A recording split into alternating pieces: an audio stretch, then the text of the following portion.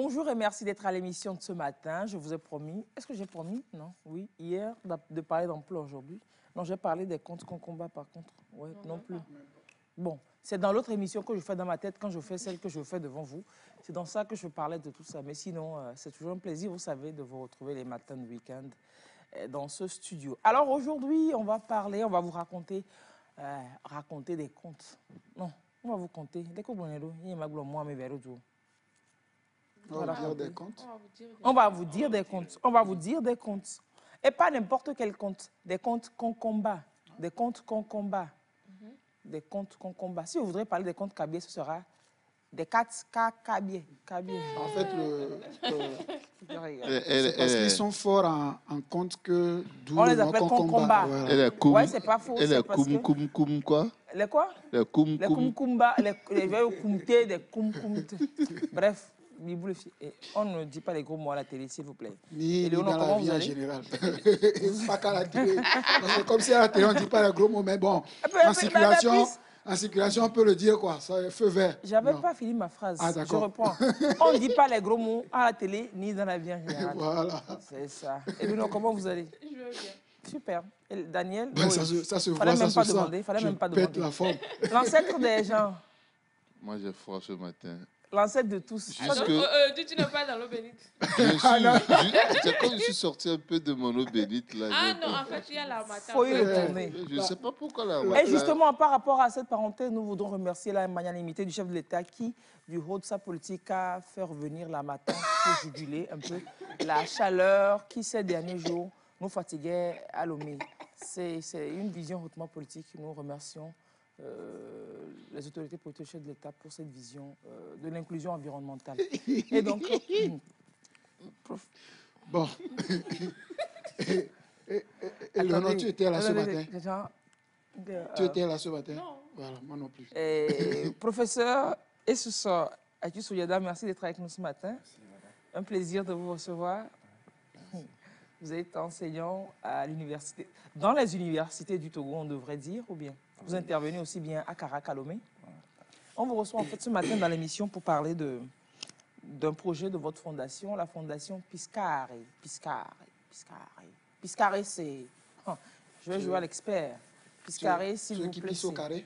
Excusez-moi, c'est pas Piscoe, s'il vous plaît. C'est pas Piscoe. Je vais jouer à l'expert. Piscare, c'est un mot latin. Latin. Ouais. C'est un mot latin. Vous pouvez voir, Victor, s'il te plaît, tu pourrais soumettre un peu sur le logo. Piscare, c'est un mot latin qui vient, de... C'est un mot... Du latin. C'est un mot latin qui voudrait dire péché. C'est-à-dire que atiakpavi, je veux que ça, Piscare. Atiakpavi, du genre, il vaut mieux apprendre aux gens à pêcher que de leur donner du poisson. C'est la fondation Piscare. Donc, c'est pêcher en latin. Vous savez, quand on parlait le latin au bon vieux temps, c'était pas mal, hein? C'était pas mal, professeur, quand on parlait le latin. C'est de là qu'on a choisi le... Pêcher, c'est autre chose. Oui, c'est à pêcher, Novio. Et dans la vision d'apprendre aux gens à pêcher, ils ont une activité, diverses activités, dont celle dont on va parler ce matin. C'est une activité qui a trait à l'employabilité des jeunes. On va en parler. Il y a un salon qui s'annonce pour la mi-mars, un salon de l'emploi. Pour tous ceux qui cherchent de l'emploi, des gens comme moi, on va se retrouver au salon pour voir c'est quel genre d'emploi même. Et puis, on va trouver un emploi dans ce pays. Et puis, voilà quoi. Au-delà de ce sujet ce matin, on va raconter donc les contes avec M. Kata. Monsieur, je vais voir si je peux prononcer le nom de manière digne dans votre langue. Et puis vous allez me le traduire, hein, m'expliquer un peu ce que ça veut dire. Mazengbeta. Mazengbeta. C'est ça? Non, c'est pas ça. Et bon, Masembda. Masemba. Massamba. C'est en ça? Ouais, bon. C'est concomba, c'est pas cabier. Masamba. Et puis le nom n'est pas écrit aussi en concomba. Ouais. Quand vous me dites Massan, vous écrivez Massin, vous attendez à ce que je lise Massan? Vous avez dit, vous avez prononcé dans ça. Dans ma langue. C'est dans ma langue. J'ai prononcé ce qui est écrit. Non, c'est pas dans C'est ça. écrit. Non, bref, donc je vais lire ce qu'il y a sur le papier. Massemba Simon Kata. Massemba. Que ça se dit comment? Massamba. Massamba. Je dois m'asseoir parce que là, il y a le tournis. Et Simon dans sa langue, ça je pense que... Ah, Simon. Non, ça c'est Anglais. Non, mais sérieux. Simon. Comment on peut dire Massan? C'est celui qui avait écrit sur le truc là, celui qui a fait ça, non? Sur l'acte de naissance. Quand papa a déclaré. Bon, de toutes les façons, on ne peut pas faire polémique sur comment les noms sont écrits en français. IN c'est 1, AN c'est 1. Massamba, c'est différent de Massemba. C'est pour rire. Ah, regardez la gaffe que j'ai faite. Je me suis assis, j'ai failli me couper la tête. Voilà. Super. Ok, bon, on va parler de ces comptes. Ça fait quoi? Vous êtes... Bon, oui, c'est vrai, vous avez fait la filière scientifique. Ouais. Mais après, vous vous êtes illustré depuis à Radio Cara. Oui. Dans une émission littéraire où vous ébauchiez déjà ces contes-là. Oui. Ça vient d'où, cette vision, cette volonté de publier des contes qu'on combat? C'est inédit, hein? Ou alors peut-être dans des recueils de contes d'ici, on pourrait mettre des contes, un recueil spécialement pour les contes qu'on combat. J'en ai jamais vu. Ça vient d'où? En fait, il faut dire que c'est quelque chose qui se faisait dans l'enfance. On vous racontait, Oui, on disait les contes. quand j'étais enfant. Et j'étais du feu, encore au au clair de lycée, lune. autour du feu, la nuit, autour des lampions, Et dans le fond, on mettait Ignam. pas forcément. Manioc. Oui. Après le repas, tout le monde se retrouvait autour des arachides. Ça peut être même le maïs qu'on égrenait. Ou moi, mes parents, mes parents sont des potiers. Et donc, Oui. il arrivait aussi que on mettait un bûcher géant pour cuire les pots. La poterie. La poterie. Et donc, juste après ça, on se retrouvait aussi autour, parce qu'il y avait la flamme qui éclairait, on n'avait pas besoin de... Et donc, on disait tout ça. Ouais. Donc, c'est des choses... Au fil du temps, je me suis dit, mais pourquoi ne pas transcrire ce que j'ai reçu là?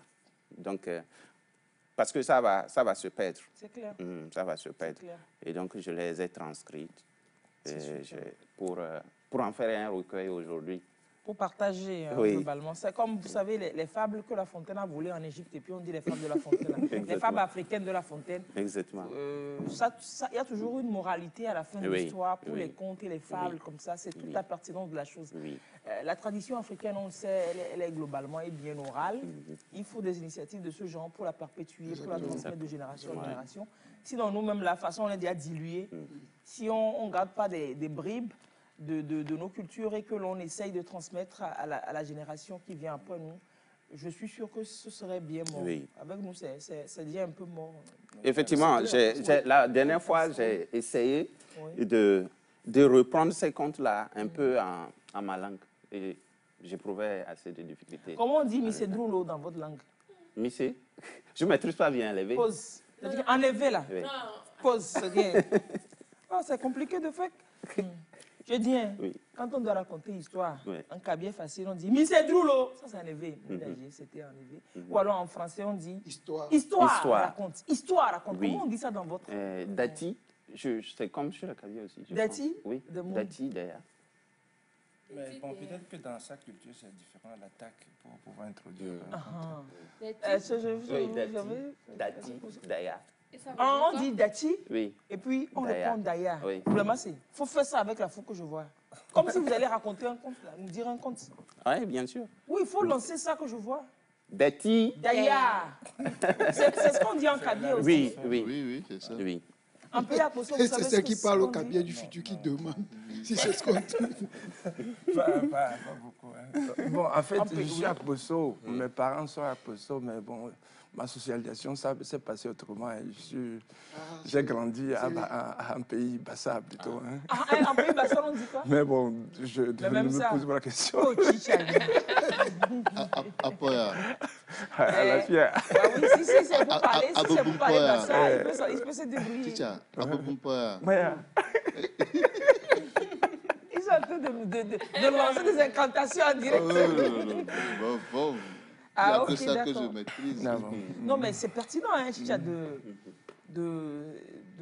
de revenir sur les traditions d'antan, de partager la culture de chez nous aux enfants, quoi. C'est très important. Mais bon, c'est rare de vivre ces pratiques aujourd'hui. Oui. Dans l'enfance, tellement que nous-mêmes, on ne connaît plus ce qu'on vivait à l'époque. On racontait des Vigoloto et tout ça. Moi, je suis incapable de vous... On a oublié Mais moi, je me dis, même si c'est important qu'on apprenne de notre culture, aujourd'hui, avec la modernité et autres, un cabiais, par exemple, n'est pas forcément obligé de maîtriser la culture cabiais, mais est obligé de maîtriser au moins une culture. Le professeur disait tout à l'heure qu'il est à Kosso, mais il a une socialisation bassa. Oui, c'est toujours bien de posséder ce qu'il y a chez soi et de s'ouvrir aux autres. Si tu es, par exemple, élevé et tu es né à Dapan, Dapan devient chez toi parce que c'est la culture de Dapan que tu maîtrises. Ouais. Maintenant, le problème, c'est qu'aujourd'hui, on ne maîtrise rien. On ne maîtrise même pas de son origine, socialisation. Oui. À mon avis, à le faire ainsi, on va perdre vite les pédales. Parce que, par exemple, si je prends le conte, ça se disait en famille. Donc, si lui, peut-être, s'il est éveillé, qu'il se retrouve à Dapan, il faut forcément qu'il change de famille pour pouvoir bénéficier de ces choses. Donc, c'est pourquoi l'autre disait, vous ne pouvez pas changer. Donc, ça se dit, la famille même va vous inculquer. Elle devra faire la culture en éveil. Qu'est-ce que je... Et le reste, en éveil, puisque si c'est qui se retrouve lui seul en Pays Bassa, il peut pratiquer les autres. Mais si c'est toute la famille éveillée qui se retrouve en Pays Bassa, la famille ne maîtrisant que la manière de raconter en éveil ne peut faire qu'en éveil. Voilà. Et puis, l'avantage, c'est qu'il bénéficiera aussi, en plus d'être éveillé, de ce que les autres ont. Le temps de se familiariser avec la langue. Exactement. Exactement. Moi, je me dis, ça permet le brassage culturel. Aujourd'hui, si on parle de l'État-nation tant entendu, c'est un peu cela. Et désolé de le dire, vous voyez certaines communautés étrangères aujourd'hui qui ne cherchent même pas à apprendre de la culture de leur lieu d'accueil. Et des fois, vous sentez comme si il y en a qui vivent dans un pays, qui profitent de l'économie du pays, mais qui ne sont pas du pays. Ça, c'est un autre débat. Parce que moi, arrivé à certains pourquoi j'aime dire extend, à certains instants, il faut préserver son identité. À force de se diluer, on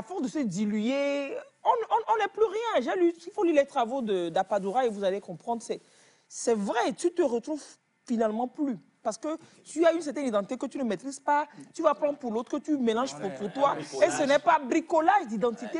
C'est l'assimilation. Oui, mais là, il faut pouvoir garder son identité avant de connaître pour les autres et de tolérer, pas de tolérer, mais d'accepter pour les autres. Surtout l'Afrique, là, il faut préserver nos traditions.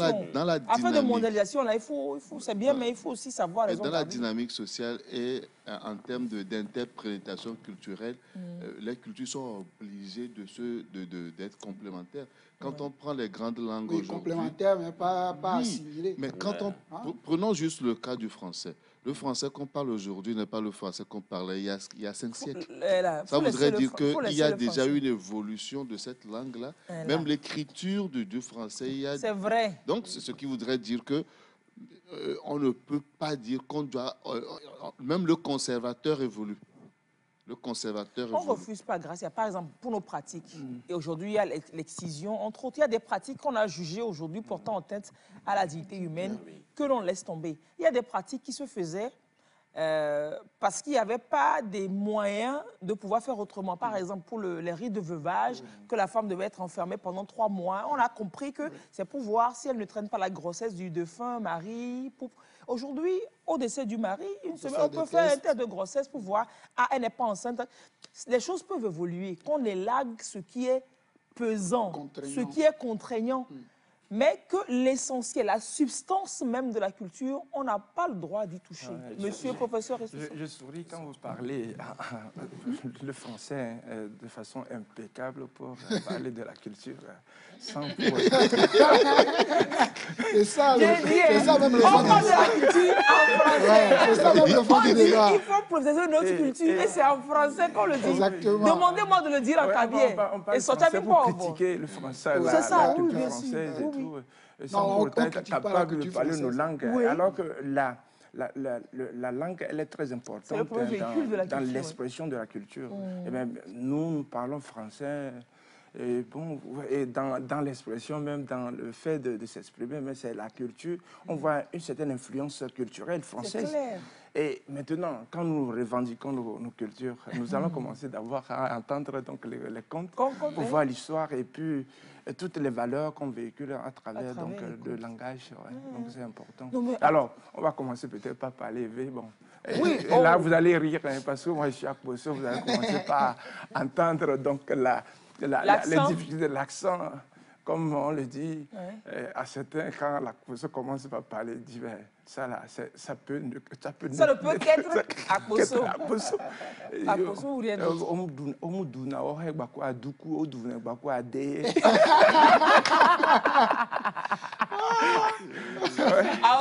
Donc vous n'avez pas de deux chez vous? Non, il n'y a pas. C'est deux, vous avez? La personne ne sait pas dire deux. Donc ça doit dire Omuduna, Ohekuadu, Odune Kwade, c'est gâté. Parce qu'il faut dire ça à la Koso. Et par il faut dire ça à la Koso. Ouh, poids. Non, mais c'est charmant, nos langues. C'est pour ça que je ne comprends pas. Quand moi je fais cette émission, moi je fais des incursions de toutes les langues que je peux parler, des mots que je peux retenir, des bribes que j'ai dans toutes les langues. C'est la plainte quotidienne. Madame, pourquoi est-ce que vous parlez V, vous mélangez votre émission avec des V du Kabylie? Et je n'ai de cesse de dire aux téléspectateurs adorés à moi, souffrez que je parle les autres langues aussi. Bon, ailleurs, ça se fait. Vous allez au Sénégal, les Sénégalais, c'est le sport quotidien. On peut dire que ils parlent aussi français. Voilà. Par moment, ils mettent des mots français dans ce qu'ils disent. Les Ivoiriens, leur français même, c'est-à-dire qu'il faut être initié, des fois, pour comprendre le français. Mais le français, ici, au Togo, je crois, mais quand quelqu'un commence par parler français, il fait erreur, il dit, les gars, il ne sait même pas parler français. Moi, quand je suis des émissions sur des chaînes YouTube congolais, mais tu peux enlever les mots français et mettre dans un panier, ça ne va pas remplir. C'est ça, là. Et tout est en lingala, et ils font des incursions en français. C'est devenu une langue. Oui, mais le problème par chez nous, c'est qu'il n'y a pas, peut-être qu'il y en a aujourd'hui, mais il n'y a pas une langue locale, une langue nationale qui est comprise du haut, par tous, du haut vers le bas. Au Sénégal, le Wolof, la grande majorité comprend le Wolof. Au Lingala, en RDC, au Congo, le Lingala, quelque part, le Swahili, ce qui fait un peu l'unanimité. Il y a la grande majorité qui comprend cela. Ici, on peut supposer peut-être que l'Evé, mais ce n'est pas vrai.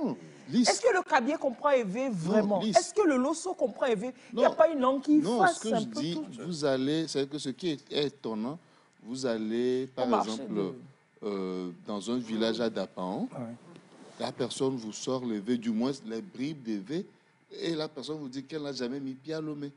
Oh oui, non, c'est vrai. Ça, j'ai vu sur le marché de Carré également. C'est pour dire que quelque part, d'une manière transversale, tous les Togolais ont au moins un mot, au moins un mot en Evé. Ce qui voudrait dire que si on encourage l'union autour de cette langue, ça serait facile à tout le monde de parler. J'ai vu ça à Blita. J'oublie le nom du village, mais il y a un village à Blita où on ne parle que la langue du Sud. Ah ouais. Ça m'a étonné quand j'étais à Sotoubois en stage à Plan Togo. On y était allé pour une activité et les gens ne parlaient que la langue de chez nous ici, quoi. Les V, on va dire. Les V mélangé, les V mina, c'est que tu es comme à Lomé. Ouais, je me suis retrouvé carrément à Lomé, quoi. Le jour-là, j'ai compris tout ce qui a été dit. Alors que dans les autres villages, il faut qu'on traduise en français avant que je ne comprenne. Donc, moi, je pense que pour que ces choses-là arrivent, que le V soit, par exemple, parlé partout, de Dapaon jusqu'à Lomé ici, il va falloir qu'on fasse des actions qui font qu'on va désirer la langue. C'est-à-dire que on ne force pas. Donc ça se désire. Si chacun a envie de parler. C'est important. C'est bon. De pouvoir coloniser les autres. Non, ce n'est pas important, mais c'est un objectif. Les événements peuvent avoir cette initiative en mettant des facilités où chaque peuple ou chaque ethnie, ça dépend. De colonier la langue, dans tous les pays, au moins c'est positif. Et quoi, ailleurs comme l'Éthiopie, vous avez leur langue, une langue qui s'est imposée. Donc c'était la langue du roi, je crois. Et puis bon, finalement ils ont adhéré. Et finalement, mais je ne sais pas si ça explique aussi le problème culturel ou encore le problème social en Éthiopie. Il y a certaines entités qui ne se retrouvent pas et ils veulent leur identité et ils revendiquent une certaine autonomie. Et c'est toujours objet de discussion ou encore de... Mais on trouverait un consensus pour voir quel rôle la langue peut jouer.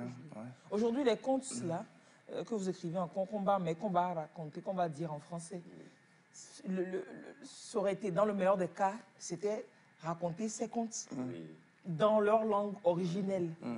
Ça passe mieux le message, ça nous apprend à apprendre la langue, ça nous permet d'apprendre la langue, parce que l'apprentissage de la langue, c'est l'échange, c'est entendre l'autre parler. Quand on te raconte une histoire dont tu captes que le lièvre dans ma langue, c'est comme ça qu'on l'appelle, le crocodile dans ma langue, c'est comme ça qu'on l'appelle. Les initiatives de ce genre, elles permettront d'avoir la moralité, la leçon que ça véhicule, mais ça ne répondra pas à tout le problème. Ça ne portera pas réponse à tout le problème. Ça aurait été bien que l'on puisse lire ces contes en concomba. Mais si vous écrivez concomba ici, c'est pas moi, je vais lire ça. C'est en français. C'est en français, oui, c'est en français. Ce n'est pas un concombre. Et on est obligé parce que... Est-ce que le français traduit réellement Non, pas. Non. C'est déjà, à partir de mon nom, il y avait déjà un problème. Ce n'est pas le conte qui va être intégral. Mais je reconnais l'originalité de la chose. Il faut reconnaître que le conte aussi, quand on le dit, le conteur a sa signature spéciale. Mais l'histoire ne change pas. Et donc, peut-être que c'est la signature en langue française comme ça. Faire des ateliers, où vous racontez... Dans un proche avenir. En concomba. Oui, dans un proche avenir. Pourquoi pas demander peut-être le plateau pour... Quoi? On lui donne le doigt, il veut le bras. je serai ici avec plein de monde. Si raconte en concomba, nous, on sera là. Bon, mais ça sera le spectacle, on sera là pour le spectacle. On s'intéresserait pour voir le cours d'utiliser, par exemple. Oui, à la base, ils vont nous dire, le lapin s'appelle tel, le lièvre s'appelle tel. Et puis, on va avoir le topo global de l'histoire. Maintenant, si on a le topo global de l'histoire, si ce méta raconté, on peut suivre intuitivement, on peut dire oui. Quand il va donner le nom du lapin, il a fait ci, on peut se dire, il avait dit que le lapin faisait ça. Intuitivement, je ne savais pas aussi intéressé culturellement, on dirait une ethnologue. Non, sérieux, vous ne voulez pas nous raconter quelque chose là, nous dire un petit conte? Ok. Juste un petit conte. Pourquoi pas? Un concombre? Oh, pardon. Oui. Il va faire les deux en concomba. Oui, vu que vous avez souhaité déjà qu'il y ait tout un livre à concomba, 30 secondes de conte en concomba aussi, au moins comme... Je vais dire en français. Je vais dire le conte en français, après je fais le résumé en concomba. Comme ça, vous allez... Non, ce que vous allez faire, vous allez dire déti, machin, vous commencez en concomba. Un pays, je crois, c'est Dangpen. Ils nous suivent, ils vont pouvoir vous corriger à Guerre-Bouka. Qui veut comprendre cela? Allez, vous allez faire le déti, on dit Daya. Et puis, vous plantez le décor, vous faites genre, vous dites en concomba, c'est l'histoire de ci, qui a fait ci, qui a fait ci, qui a fait ça, et qui donne ça. En concomba, et puis vous commencez l'histoire en français maintenant. Exercice pratique, pas très simple. Alors, on y va. Il va falloir que... Ah, ça, c'est vous qui finissez. Non, c'est la méthode. On peut suivre, si c'est faisable. Ouais. Un court, hein, un compte, pas un très long. Un compte, ah, ok. Pas un très long. D'accord. D'accord. Peut-être le compte du... Ok, je vais aller au compte page 46. Liane et les chiots. Ok. Liane et les chiots, super. Le personnage, il y a Liane et puis il y a ouais. On appelle Liane comment en combat? Nachi. Nachi. Nachin. Nachi. Le chiot. Le chiot. Au bobou. Et maintenant, les chiots, c'est... Et bobé. Léon, alors. Oui, ça, c'est vrai. Mais le chiot, c'est... Au bobou. Au bobou. Au bobou. Et bobé. C'est en allant. C'est parti. Dati. Daya. Ok. Je fais un concombre d'abord. Oui, vous faites le topo en concombre. Ok, Dati. Daya. Nti nka mbati na san nachi ne e bobe. Donc obo nankpa na malbiya. Donc c'est pas un concombre. Obo na malbiya nka pe ke tuan kama tuan kurtin kama be oche ya san tuan na ngo e bobia.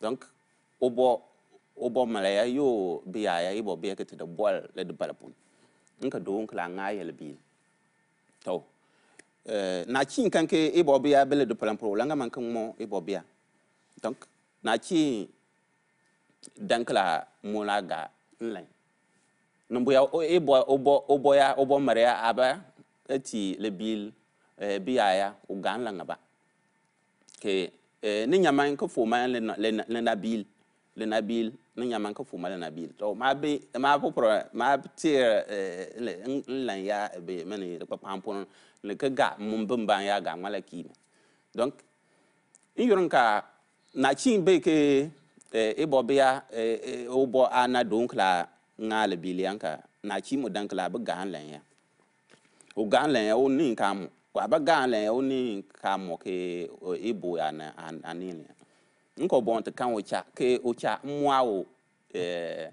nil obo ana anil donc ocha mwao obo ana anil ya na chi ocha mwa ware oto ke ulcha bin mane mbumpun ola te kan ka nyin ba do nyin san ngaba sai nyin ngampitu ya ngan sai nyin ngan chen ya onyo nyin pitu ya ke cha nyin ngan chen ya o ya nyun ke cha o la te kan le pol ba le pol le ku ya do le mo mi so ya pa do o yo le pol le ku ya ke de nal ke cha le pol mi ya ton ka na chi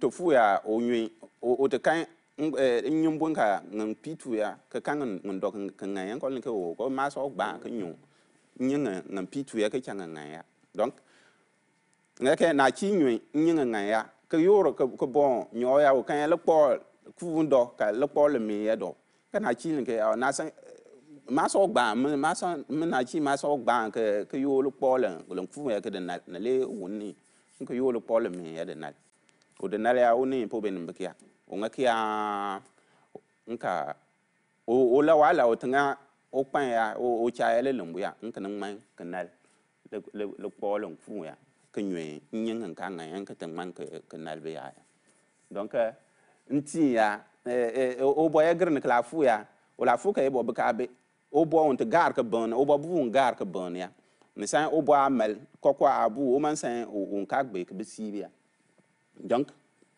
o bo bu yan te be ke nel na ka san na nel ke yi ka nyane donc na chin ka man ke nel o bo bu ya ma o man ato na ke an ka to na ba dandu kla tu o na ti o be ti de na donc nka o bo yo abu ngure yan ka de sakpam no on va chaka e bo la groupe petit. J'ai fini mon introduction. Finalement, le don quand combat, c'est comment? Et donc, parce que ça ne se réfléchit, on ne pense pas, on ne réfléchit pas. Le don, c'est systématiquement, ça sort. C'est comme chaque fois, ma mémoire veut me ramener en français. Donc, je lutte contre ça. Et puis, vous faites le frein avec le donc. Exactement. Et puis, c'est intéressant. Je l'ai rien compris, mais c'est intéressant. Ah ouais, c'est intéressant. Au fait, moi, allez, vous l'avez dit, c'est le conte quand même. C'est comme le petit chaperon rouge. Oui. La hyène qui veut manger les chiots que la maman a caché. Hein? Bah oui. Elle a la version en français chez elle. Elle a la version en français chez elle. Sinon, moi, j'ai... La maman chienne a caché ses chiots dans une grotte pour aller chasser. Et puis, elle a protégé contre les fauves. Et donc, elle a donné un coup aux enfants. Quand je viendrai, je chanterai « Mes petits chiots, machin, machin. Et vous sortirez pour que je puisse vous allaiter. Et après, la hyène qui a suivi la trace a reconnu, a repéré l'endroit. La hyène veut manger les chiots. Elle va chanter, mais les chiots ne sortent pas parce que la voix n'est pas la même. La hyène va voir un forgeron avec 1000 machin trucs pour pouvoir chanter à la voix de la maman pour pouvoir manger les petits chiots. Comment ça va se faire? Vous allez trouver ça dans le conte, dans le recueil que vous allez aller acheter. Et la chanson? Ah oui, c'est bon. C'est ce que j'ai dit en combat aussi, que pour chanter, il faut que vous répondiez. Je suis avec vous. Ah, vous avez dit ça en combat. On n'a pas compris. Non, ça c'est entre parenthèses. Le conte, ça se dit aussi. Hein. Il y a des choses qu'on se réserve de le faire. Je dois chanter. Attendez, je vais chanter, vous allez voir. Faut pas faire la hyène. Ouvrez, voilà. Je vous donne de quoi vous nourrir. Voici la maman maternelle pour vous. Je comprends pourquoi les chiots... Je comprends pourquoi les chiots... Ce qui est intéressant dans ça, c'est la pédagogie aussi. Et puis, vous voyez, quand vous comptez, c'est souvent les nuits, on compte. Oui, c'est les nuits. Et puis, il y a le rythme et puis tout le système. Et vous avez fait, c'est comme un film. Oui, il faut vivre. Et vous êtes dans le film. Même. Quand elle est arrivée, la hyène.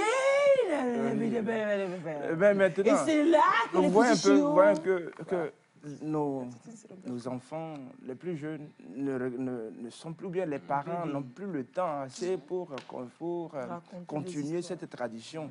Et c'est substitué par la télévision. Ce sont des films. Et puis, les enfants, ils sont braqués pendant 2 heures de temps devant la télévision. Toute la journée, ils sont là pour regarder les bandes dessinées. Et c'est même pas de notre tradition. C'est d'autres cultures qu'on leur inculque avec les pratiques d'autres civilisations qu'on leur inculque. Mais les enfants, quand ils sont entrés, ils causent, mais ils ont les mots ou encore des expressions. Où est-ce qu'ils ont appris ça? Moi, j'avais 7 ans, 8 ans, et ils parlent un français vraiment. J'étais encore au CM2, je ne parlais pas aussi bien français, et ils ont des histoires, donc leur code aussi. C'est un peu difficile de rentrer pour comprendre ce qu'ils sont. Mais entre eux, ils se comprennent parfaitement. Un enfant de 6 ans qui te dit, mais c'est ringard. C'est ça, c'est la télévision. Ouais. Mais bon, on est obligé de l'accepter. Maintenant, la question de savoir, c'est pas toujours bon. Hein. Vous les voyez même dans leur façon, dans le comportement, il y a cette influence de cette culture occidentale. Ouais. Mais quand vous avez utilisé un gros mot aujourd'hui, l'identité, qu'est-ce qu'on est? Qu'est-ce qu'on est? Il faut que nous puissions peut-être aussi créer nos médias comme ça pour les abreuver comme ça de nos cultures. Parce que c'est ça la difficulté même, et c'est ça qui freine notre développement. Parce que nous avons tendance à reproduire donc, ce que nous voyons ailleurs. L'imaginaire étranger, je dirais. Oui, et nous ne tenons pas compte de nos vies, de nos pratiques, de nos réalités, de notre tradition pour proposer donc ce qui est bien pour nous. Mais nous ne faisons que consommer que ce qui est produit ailleurs. Et si nous devons nous développer, il faudrait vraiment revoir donc, comment intégrer... Comme tu as plus de simples consommateurs, mais des producteurs également. Mais aujourd'hui, il y a quand même un peu, il y a de plus en plus de contes et continents africains que vous pouvez trouver sur YouTube. Et c'est toujours en français. Avant, Gracia, je ne sais pas si je me trompe, mais oui, pour les enfants. Avant Radio Lomé TVT avait des Radio Lomé, c'est toujours pour les contes et oui, les contes du en soir, éveil, en cabier. Oui, c'est toujours, ça continue toujours. Oui, ça continue. Commençons déjà avec les codes vestimentaires. Donc, c'est très parfaitement traditionnel. Vous venez nous raconter contes concomba. Oui, avec un cravate. Vous venez en cravate. Vous venez en cravate pour nous raconter contes à concomba. Allez, on va situer le pays concomba parce qu'il y a des gens qui veulent savoir, c'est vrai, puisque tous ceux qui nous suivent, vous-même, vous ne savez pas c'est par où les concombas. On va voir c'est par où ils se situent, ce peuple concomba. Ils sont dans la région de la Cara, je crois. Oui. Non. Oui, c'est vrai. Dans la région de la Cara. Oui, dans la région même de la Cara. Bassa, où vous avez vécu, est de la région. Voilà, super. On a une image de la région de la Cara. Et donc, voilà, quand vous pouvez constater, bleu, là où il y a le bleu, c'est les concombas. Il y a deux bleus là-bas. Le bleu avec dans la main. Non. Le bleu foncé dans les mamelles du Togo. Dans les mamelles du Togo. Oui, c'est les concombas en majorité. Les concombas doivent aimer tété. Et ils sont aussi au Ghana. Ils sont aussi au Ghana, au Burkina Faso. Ils se retrouvent effectivement aussi, comme on le voit au Ghana, puisque ça fait la limite ici avec le Ghana, au niveau des mamelles. Ça fait la limite avec le Ghana. Donc, on a tracé parmi eux pour les couper en deux. Ils sont au Ghana et puis dans le nord. Il faut reconnaître aussi que là, ce que nous avons montré, c'est en fait une préfecture. Même il y a les concombas dans la préfecture de Bassa. Il y a une forte communauté. Je dirais même que les Bassa sont des concombas. Sauf que la thèse de Aduna Gbandi sur la description phonologique et linguistique du concomba Langogou, c'est l'intitulé de la thèse. Hein. Le palais de Nawaré, soutenu en 2009, disait que, voilà, on entrevoit clairement qu'il met la différence entre concomba et Bassa. Mais comprendre Bassa, la tâche n'est pas plus difficile que comprendre peut-être une autre dialecte de concomba. C'est-à-dire que quelqu'un qui parle concomba peut percevoir, ou alors quelqu'un qui parle Bassa peut percevoir quand vous parlez concomba. Exactement. Exactement. Il y a des dialectes, qui n'ont même pas besoin d'apprendre. C'est-à-dire que c'est le Tchal, par exemple, de Nawaré, par exemple, c'est inter. Ils s'entendent, ils se comprennent facilement. Ce que vous avez dit là, moi-même, je suis là. Oui, en fait, c'est dans la communauté. C'est quoi? Le Tchal, c'est une dialecte. C'est Tchal. Qu'on parle à Nawaré. Oui. J'aimerais savoir, les concombas, c'est parmi les gourmands, non? Oui, c'est les paragourmands. Les paragourmands. Les moba, les concombas, les bassards sont les paragourmands. Et l'histoire est riche. La catégorisation. Oui. Et maintenant, quand vous parliez tout à l'heure combat, il y a d'accent Bassa. Et puis quand on parle Moba, quelquefois je m'arrête pour voir si c'est... Mais finalement, quand il fait justement quand le Moba parle, vous avez un peu un accent aussi Bassa qui est... Même un peu le Tchamba aussi. Il y a un B, un bas dans tout ça. Les Tchamba, l'historique, c'est que les Tchamba sont des concombas, si je ne me trompe pas, qui auraient migré à Tchamba et qui se sont... Vous avez dit Tchamba. Tchamba, concomba. Même chez les Kabyles, on dit, on peut dire, peut-être les gens de Kouméa, qu'est-ce qu'on dit au Kabyles? On ajoute toujours les bas. Donc, il y a quelquefois, on ajoute les bas aussi. Les gens de Kouméa. Les gens de Kouméa. Gouméa.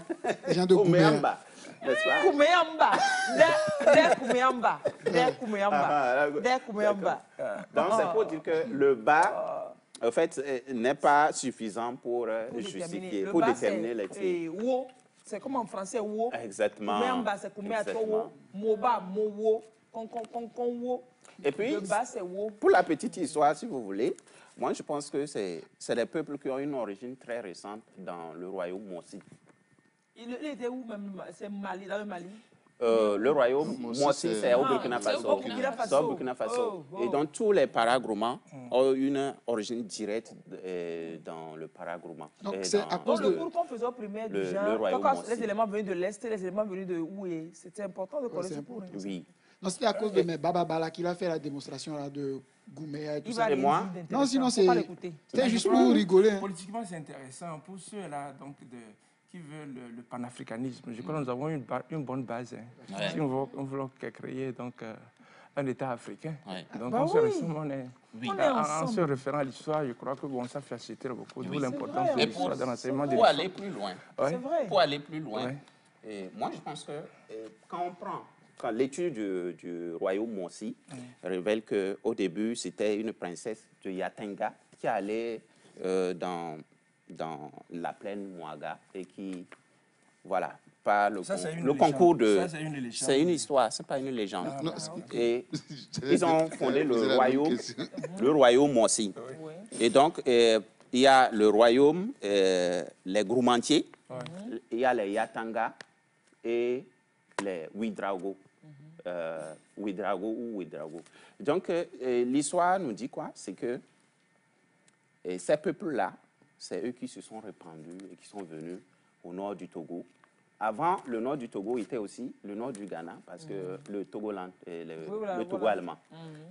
Donc, si vous voulez, si vous retracez un peu, quand on regarde les langues comme les Kabyais, les Kotokoli, les Loso, les Konkomba, les Bassar, les Tchokosi, moi je pense que on peut retrouver leurs traces dans les Ouedraogo.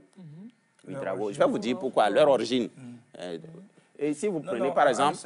En réception de Kabia, ils sont descendus de du ciel. Bon, moi je... Merci, professeur, d'avoir rectifié. Ok, d'accord. L'empreinte est sur le caillou là-bas. Arrêtez de vous Voilà, dire ça. bénéfice du doute. Salut les voisins d'en haut. Alors, je continue. Si on prend les Moba, par exemple, ils sont de Yatenga, Yenega ou Yatenga. Voilà. Je vais vous dire pourquoi. C'est de Mossi. Ça, c'est ma conception de la chose. Et s'il fallait transmettre une histoire à une progéniture, ce sera celle-là. Et le Yatenga, je vais vous dire pourquoi je pense comme ça, parce que chez vous, on appelle le soleil comment? Chez nous, on peut Kabia. Oui. Je peux vous aider hein, si vous voulez. C'est pas comme ça, c'est le Woussé.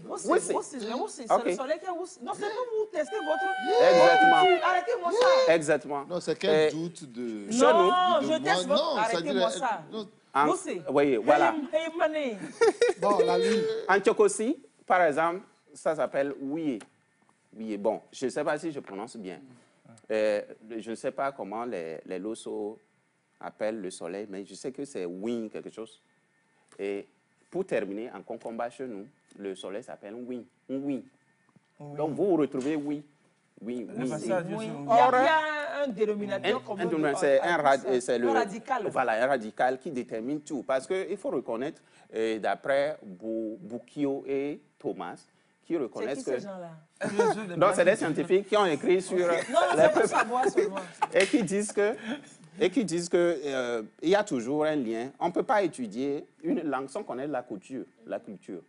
Et ce sera une coquille vide, en fait. Et pour pouvoir décrire une langue, il faut connaître ce qu'on se sert, voilà, ce que sert à désigner, ou bien les réalités que décrivent cette langue-là dans le quotidien. Et puis, si on considère le royaume Mossi, le Ouedraogo, c'est comme c'est le dieu soleil, en fait. Parce que j'allais vous demander, oui, afin de oui, exactement. C'est dans Ouedraogo, là. C'est dans Ouedraogo, et c'est le dieu soleil. Or, c'est, voilà, pour nous, pour ces peuples-là dont je parle, et donc pour eux, ils trouvent c'est pourquoi je dis qu'il y a un lien direct avec ça. Donc pour reconnaître si un peuple a les traces d'un peuple, il faut forcément aller l'étude linguistique, culturelle, pour pouvoir mettre le lien. Soit ces peuples étaient des peuples vassaux ou conquérants. C'est ça. Donc, le professeur. Là, je vais vous poser des questions sur mon origine. Ah ça, à Kosso, je ne sais pas. Oui, quand vous voyez mon nom. Essousso. Essousso. C'est un Kabien, et ça sort comme la... Alors, je m'interroge sur mes origines. Essousso. Maintenant, en Kabien, on peut dire Essousso comme... Oui, mais il faut dire... Moi, comme petite histoire, je me suis rendu pour acheter un SIM, une carte SIM il y a quelques années. Et je présente ma carte d'identité et la dame qui était au guichet. C'est à Lomé ou Non, à Lomé, à Lomé. À Lomé. Oui, et puis bon, elle a commencé par me parler cabier. Elle m'a dit, mais je ne comprends pas. Elle dit, mais c'est quoi? Est-ce que tu as honte d'être cabier ou bien comment? Aïe, demande-moi d'abord si c'est cabier. Parce qu'elle a lu et sort. Elle a dit, et sort. Et elle dit, non, voilà. C'est cabier, c'est un nom cabier. Et puis, bon, elle prononce tout sérieux. Mon nom, Achao. Achou. C'est Achou, hein. Achou, mais elle va d'Achao. Achou, et c'est ça. Achou et Soussor. Ça dit Achao et Soussor. Et puis, elle ajoute Sojada. Le nom Sojada, le So. Elle dit Sojada. Habituellement. Donc, c'est intéressant quand on voit un peu les mots et la façon de le prononcer, et l'accent et tout. Chacun l'attrape pour chez lui et puis... Bon, on ne va pas faire maintenant une session, une analyse. On n'est pas en cours d'anthropologie ou encore d'ethnologie. Mais c'est intéressant quand nous parlons donc de l'identité. Donc nous avons, je crois, en tout, quelque part, un foyer de référence. Ouais. Les noms, ça dit beaucoup de choses sur la personne, sur l'identité. Et je crois que c'est important d'intégrer donc ces composantes-là dans l'étude. Ouais. Non, mais ici, on ne va pas quand même commencer. Oui, mais professeur, j'aimerais faire juste une petite question. Comment on dit molou en bassa? Le riz? Oui, molou, le riz. Et c'est intéressant. Moi, je connais tout ça. Vous avez mangé, vous connaissez le goût du riz. Vous connaissez le goût du riz à Bassa. Moi, je le dis Sinkafa. Mais Sinkafa aussi, ça se dit partout. En Concomba, c'est Imoul. En Kabylie, c'est Mon. Mon. Mais en effet, dit aussi Mon. En effet, on dit comment on dit un pays? Molou. Et chez les Moba, c'est Mouli. On dit quoi? Mouli. Mon. Je pense que... Je voulais. Je pense. Au bord de la rue en train de piler le riz. Je pense pour ma petite idée, pour pouvoir vraiment la tester, il faudra remonter à l'origine du riz même. Est-ce que le riz était une culture africaine? Si c'est importé, peut-être ça peut commencer par un peuple qui donne un nom et on pose ça dans nos cultures. J'en venais à son nom. Il a dit quelque chose. Parce qu'il faudrait aussi connaître la signification de votre nom en tant qu'Akbosso et le même, ou bien la même signification en Kabia. C'est intéressant, les Akbosso qui portent le nom élevé. Bon, ça, je peux donner à mon enfant un nom. Non, les Akbosso ont quand même cette spécialité et je crois que c'est un signe d'intégration. Il peut porter un nom élevé, un nom kabier. Il suffit que le nom plaise à la personne. Même à Koso, là, c'est élevé.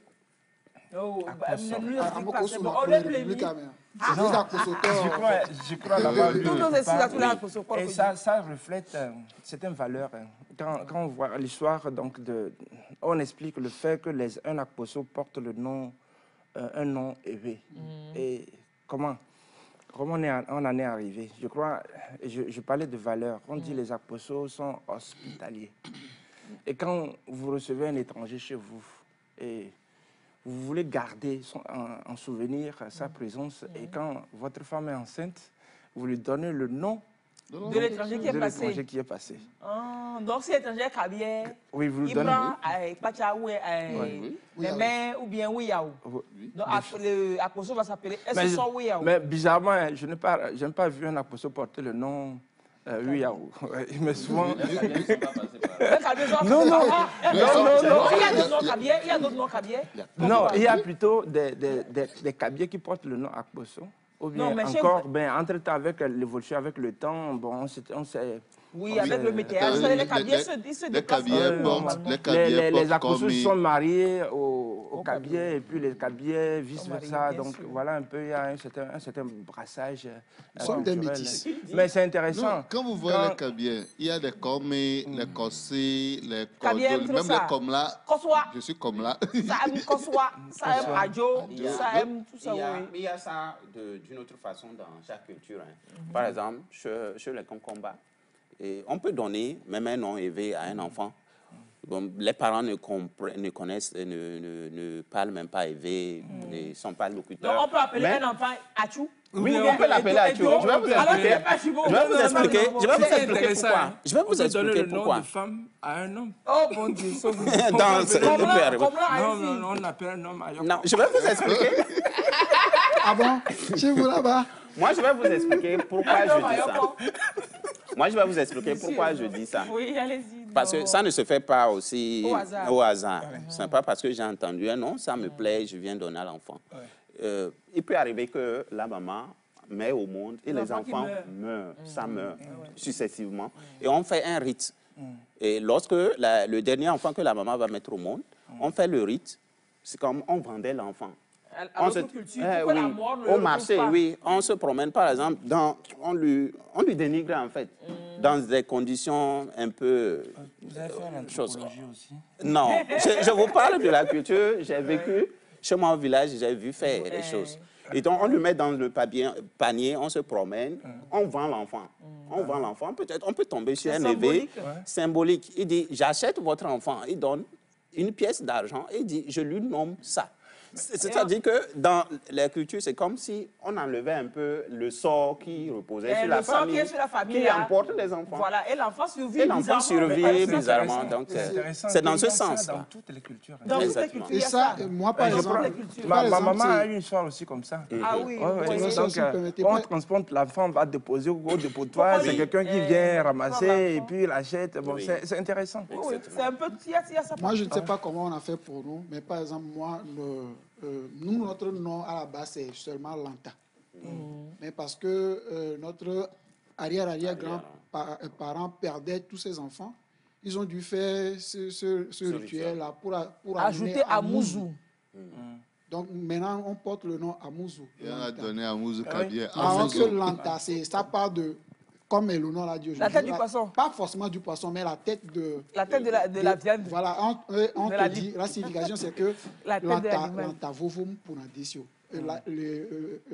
tête de... Pourri. Voilà, pourri. On peut pas ça faire dépend, non, c'est pour dire que... C'est pour dire que ce que je suis, tu peux pas me... Voilà, tu peux pas rivaliser avec moi, tu peux pas me manger facilement et tout. C'est un peu ça. Donc, Amouzou, ça dit que c'est bien, voilà, ça vient de nulle part. Ça vient pour conjurer le sort. C'est Amouzou. Il y a ça dans c'est moi. Ma maman porte un nom. Massi. Koumassi. Koumassi. Massi. Je fuis la mort. Koumassi. La mort est partie. Bon, vous pouvez décoder. La mort a fui. La mort a fui. La mort a fui. Oui, donc, c'est ça, on a fait. Il y a ce qu'on appelle Djikou, ou bien? Ouais. Un Djikou. Aussi le nom. Moi, la première fois, j'ai entendu le nom Kokoli sur quelqu'un. On l'appelle Kokoli. Moi, c'est une tante à moi. Kabier, Kokoli. Il sait quelle affaire ça? Que Kokoli, comment? Et on m'a expliqué que c'est comme ça. Les enfants mouraient, Donc, quand la maman, elle est née, bon, on l'a jetée comme ça. Et puis, on lui a donné un nom répugnant pour que la mort ne puisse pas la prendre, quoi. Il dit, ah bon. Il y a ça dans ça, les croyances. Bah oui, et puis, heureusement et bizarrement, les enfants survivent. Et donc, ça perpétue, ça confirme les convictions que l'on a, les croyances que l'on a, et puis ça les perpétue également. Alors, je ne comprends pas pourquoi. C'est les anthropologues qui pourront nous dire pourquoi. Alors, le recueil, il est disponible déjà en librairie? Il est disponible en librairie. Édition Germinal, surtout. Oui, édition Germinal, c'est préfacé, il faut le dire, pas Dr Haïté. Oui. Et dans toutes les librairies, on peut la voir, Star, ou bien c'est juste à la librairie de l'édition Bon Pasteur, ou bien je sais pas. À la boutique de la librairie et de la maison d'édition et de l'éditeur. C'est où on connaît, je sais pas, moi je connais pas. Édition Germinal, c'est au niveau de l'hôpital, la clinique Bien-être. Merci de faire la publicité pour un... Il n'y a pas un bar là-bas, tant qu'on y est. Il n'y a pas une station-service aussi. C'est au niveau de douane, non? C'est au niveau de douane d'Aïdogomé. Oui. Ce n'est pas à Didogomé. Ce n'est pas à Didogomé. Je vous parle d'Agoué à Sieye. Tu vois, non? Il y a une clinique bien-être à Aïdogomé au niveau de la douane. Ah, oui. Donc, il faut laisser la clinique tranquille. Il n'y a pas un autre repère, pas de bar, pas de station-service. Non, je ne pense pas. Ça va être compliqué parce que la première fois que j'allais... C'est par rapport au bar. C'est par rapport à la clinique qu'on m'avait indiqué. Donc, moi, je ne peux vous donner que cette adresse-là. Quand vous avez dit clinique bien-être, tout le monde est parti à Mais revenez à Goué. Pour danser le mois, là. À Goué. Publicité, voilà. On va faire comment? Et donc, le document est disponible aussi chez moi en stock. Considérable. Donc, il faudra que vous donnez votre numéro de téléphone, c'est ça? Oui. Si on considère que dans cette émission, un chiffre vaut un coup, vous allez donner 8 chiffres. On le croit doit. Mais vous ne connaissez pas encore le coup. C'est ça qui est grave. Mais ils peuvent aller aussi sur GoZem. C'est ça. C'est mieux d'aller sur GoZem. Non, donnez votre contact. Donnez votre contact rapidement. C'est le 90 60 69 60. Le 90 60 69 60. 90 60 69 60. Oui, c'est ça. 90 60 69 60. C'est ce recueil de contes qu'il faut avoir dans sa bibliothèque, s'il vous plaît. Ça parle de la tradition. Vous avez un outil de pédagogie à vos enfants, pédagogie culturelle pour vos enfants. On se plaint tous que ça se perd, ça se perd, ça se perd. On aurait voulu raconter des histoires à nos enfants, mais on ne les a pas toujours sous la main. Voilà des outils comme ça. Tout comme vous avez les fables de La Fontaine que vous lisez à vos enfants, ou alors vous avez il y a ces contes-là. Petit chaperon rouge. Quand on veut lire, on va Petit chaperon rouge, Cendrillon, Blanche-Neige, etc., etc. Lisons aussi les contes de chez nous. Et les camions, il y a vu que le thème et de encore là. En français? Non, en conte, quand on raconte, nous les contes, on a encore, non pas qu'il est cool. Parlez aussi cabien, si bien comme il est. Moi, de cabello. Il y a vu que c'est non? On va encore ici. Des cultures Ghanao, Togo. Togolo ghanéenne, mais. C'est par rapport à son. Ah, mais si quelqu'un, ça revient, quelqu'un, dites-moi. Mais de la semaine, les spectateurs. Par exemple, je ne sais pas ce que vous voulez. Yévi Goloté, l'araignée. Je ne comprends pas, malheureusement. Non, vous ne savez pas Yévi Goloté? Mais je viens d'arriver, je n'ai pas fait. L'araignée, bienvenue. L'araignée. Oui. On a un nom, dans la tradition du Sud ici, on appelle l'araignée d'une manière en conte, quoi. Yévi Goloté, encore les styles là. C'est sûr? Oui, même d'un côté milanien. Si je sors ça, quelqu'un peut nous aider. Oh mince. Koumassi veut dire je n'aurai crainte, je n'aurai plus peur de la mort. Koumassi, Koumassi. Nyemagasi Koumassi. Kokou Anaze. Anaze. Ah oui. Mais c'était dans un livre. Kokou Anaze, c'était dans un livre. Mais ça dit que c'est pas tant dans un livre, mais ça dit que c'est parce qu'on l'appelle comme ça que ça a été reproduit dans le livre. Oui, parce que moi j'ai pas fait Kokou Anaze, mais...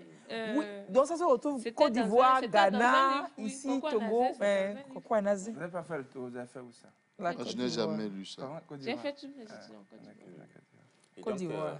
Dans le recueil... Il est dispo, donc chez vous. Reprenez votre numéro, vous avez dit 90, 60, 69, 60. 90, 60, 69, 60. Ou alors on va sur GoZem. Oui. Et puis on fait quoi? On cherche. On fait la recherche, littérature. Littérature. Et ça va sortir. Le titre, c'est la genèse de toute chose. Le GoZem. C'est ça, non? Sur GoZem, on fait la recherche. Oui.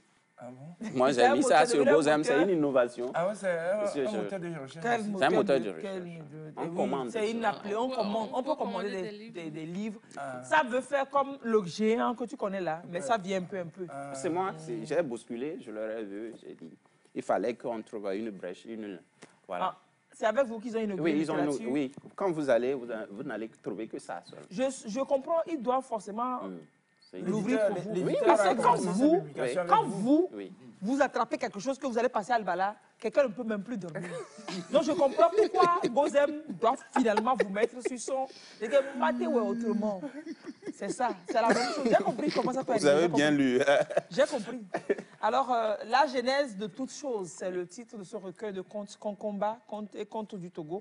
Concomba et autres contes du Togo. La genèse de toute chose. C'est écrit par Massamba Simon Kata. Mais on a écrit sur lui Massemba. Simon Kata. Restez avec nous, hein. Restez avec nous pour parler de l'emploi des jeunes. L'araignée, c'est Kokou Anaze, c'est ça. C'est dans Pagne Noire de Mena Dadier que c'est sorti, oui, c'est vrai. Mais j'ai été surprise aussi quand on a fait une séance de comptes quand on était enfant au Ghana et on appelait Anaze, Koko Anaze, voilà, c'est ça. Vous êtes dans quel secteur professionnel? Non, je suis agent OTR. Et oui, c'est les E, ça.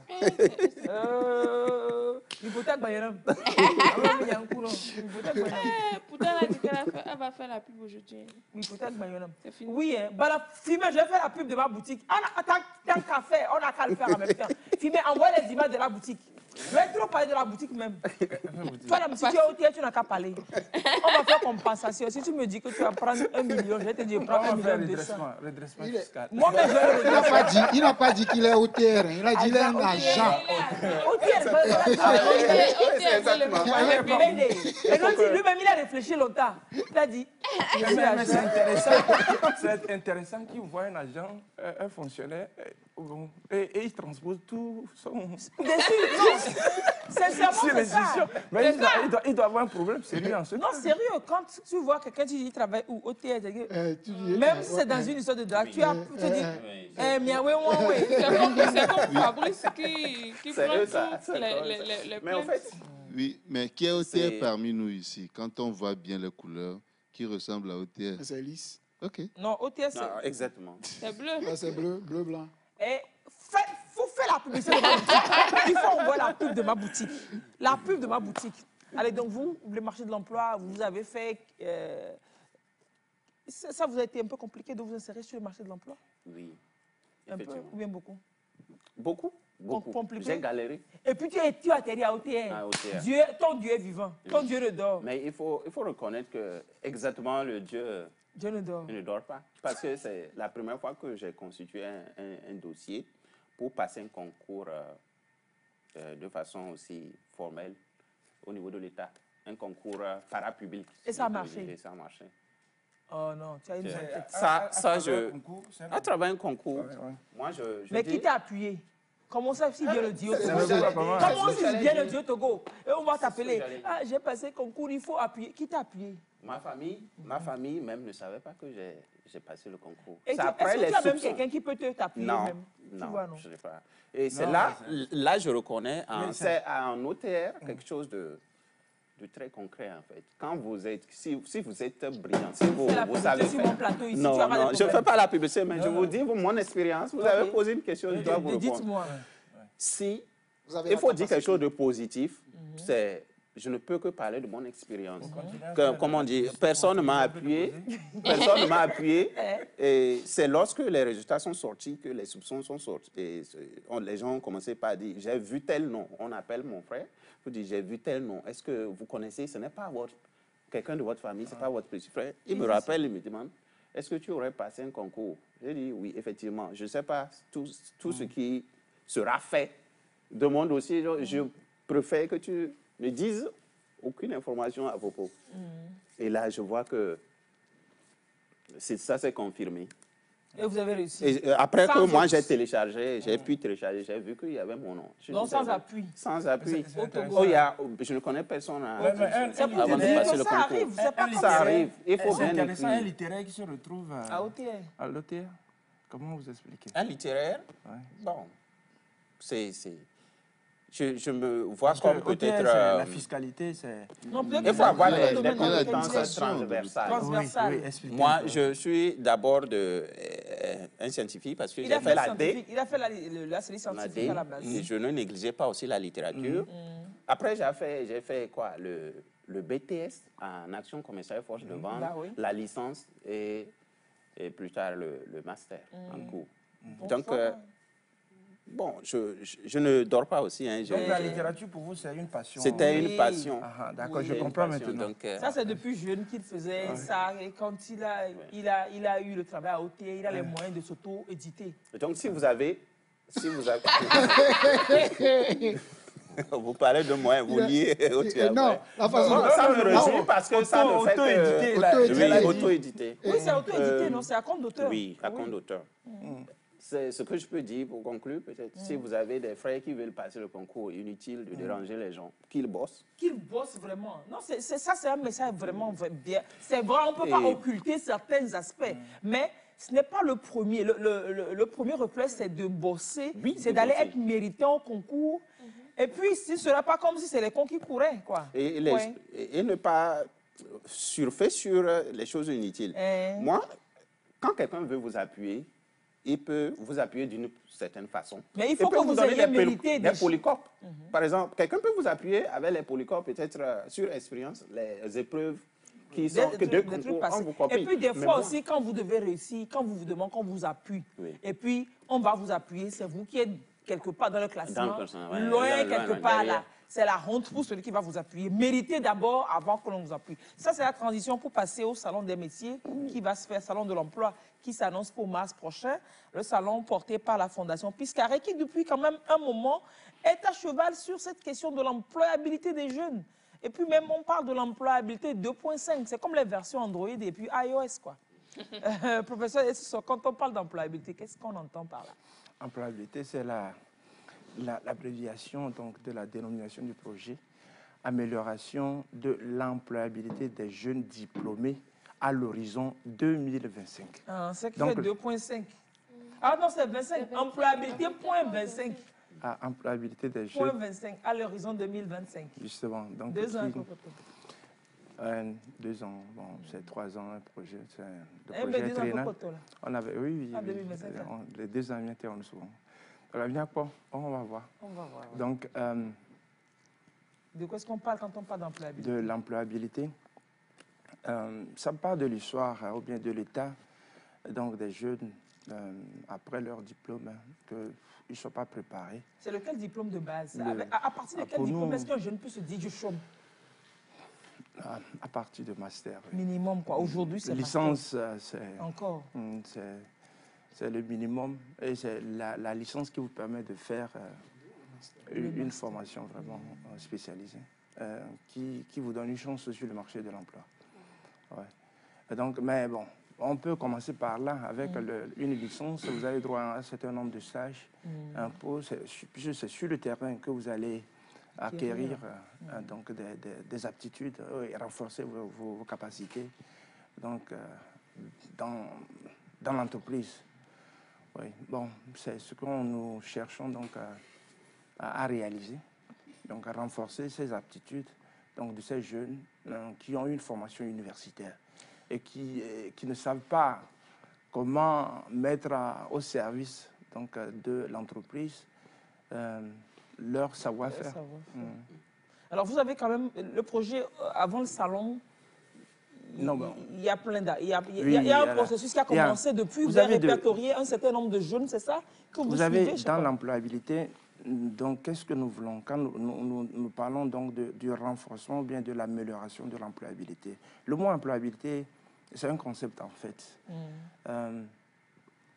C'est cette conscience-là donc du jeune à renforcer ses capacités et à s'adapter sur le marché de l'emploi, quel que soit donc, le temps.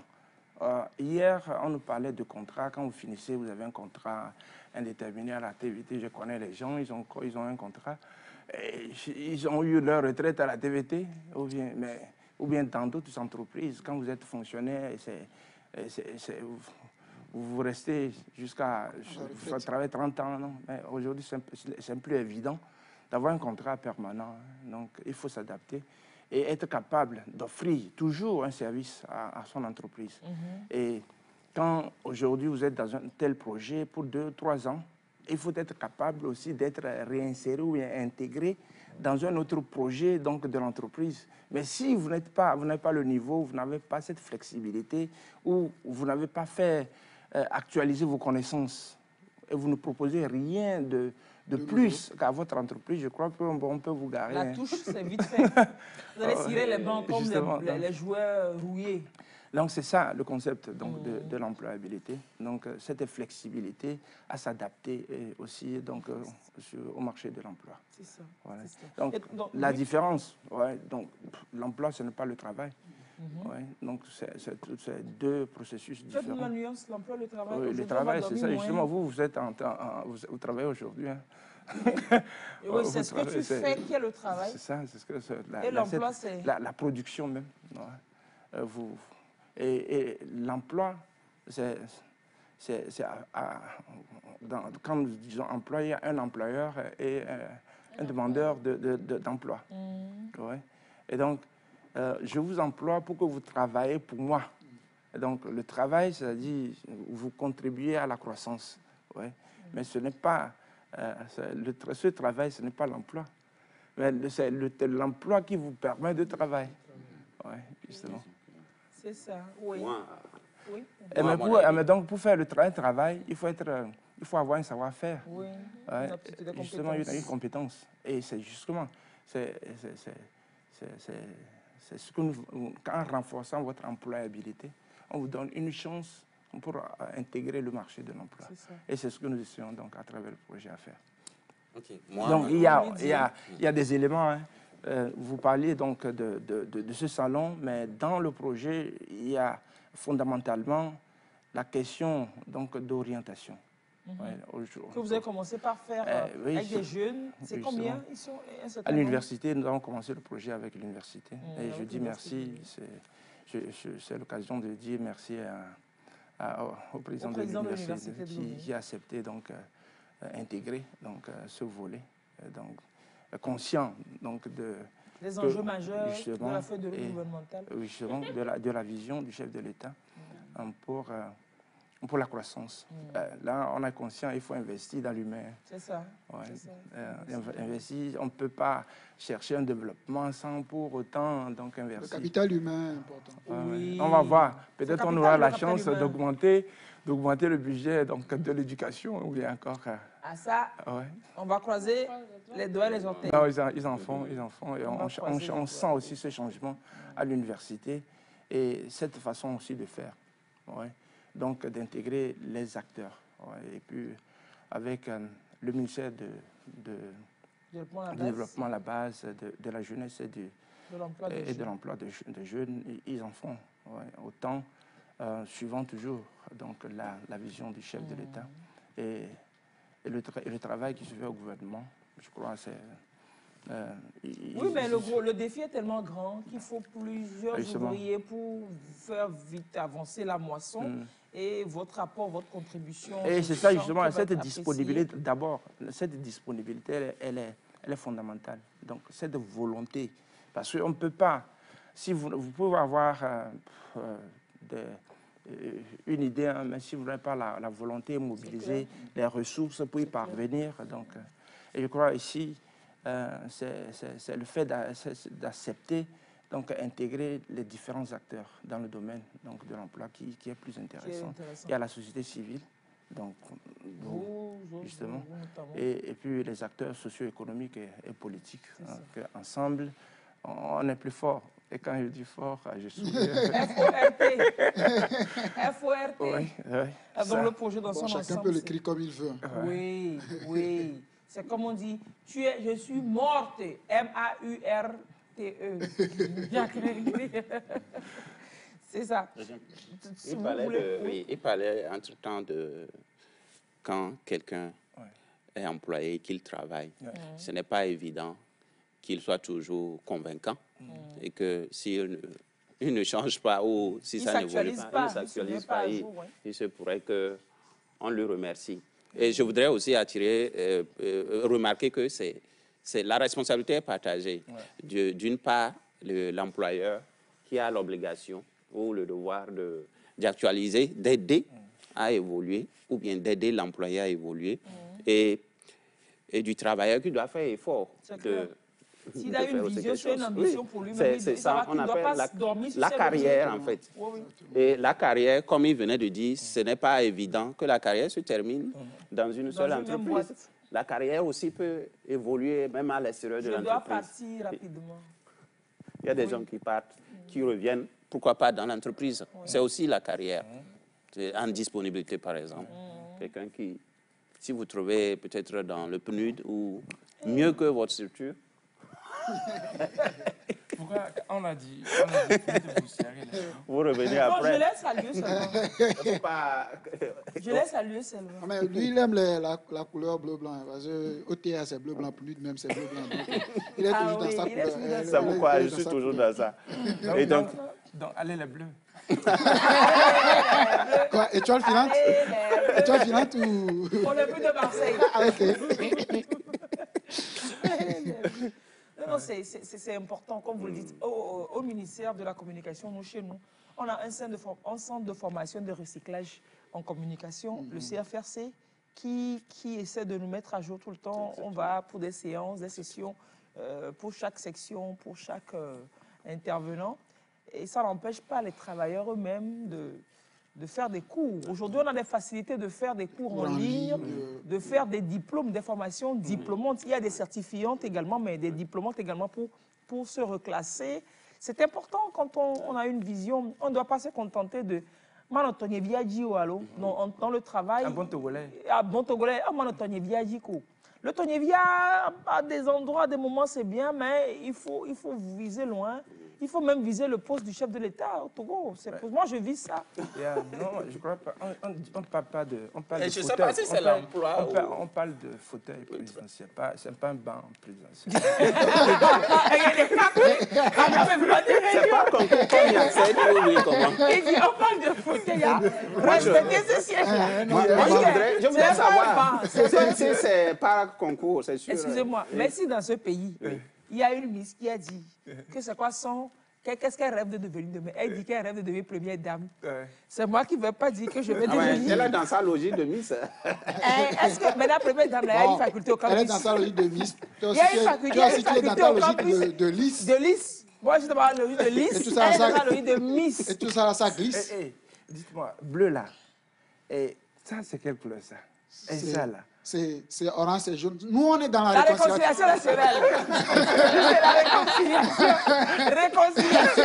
C'est la société civile ici. Non, j'étais... La société civile. Non, je dis ici, là, c'est le plateau de la réconciliation.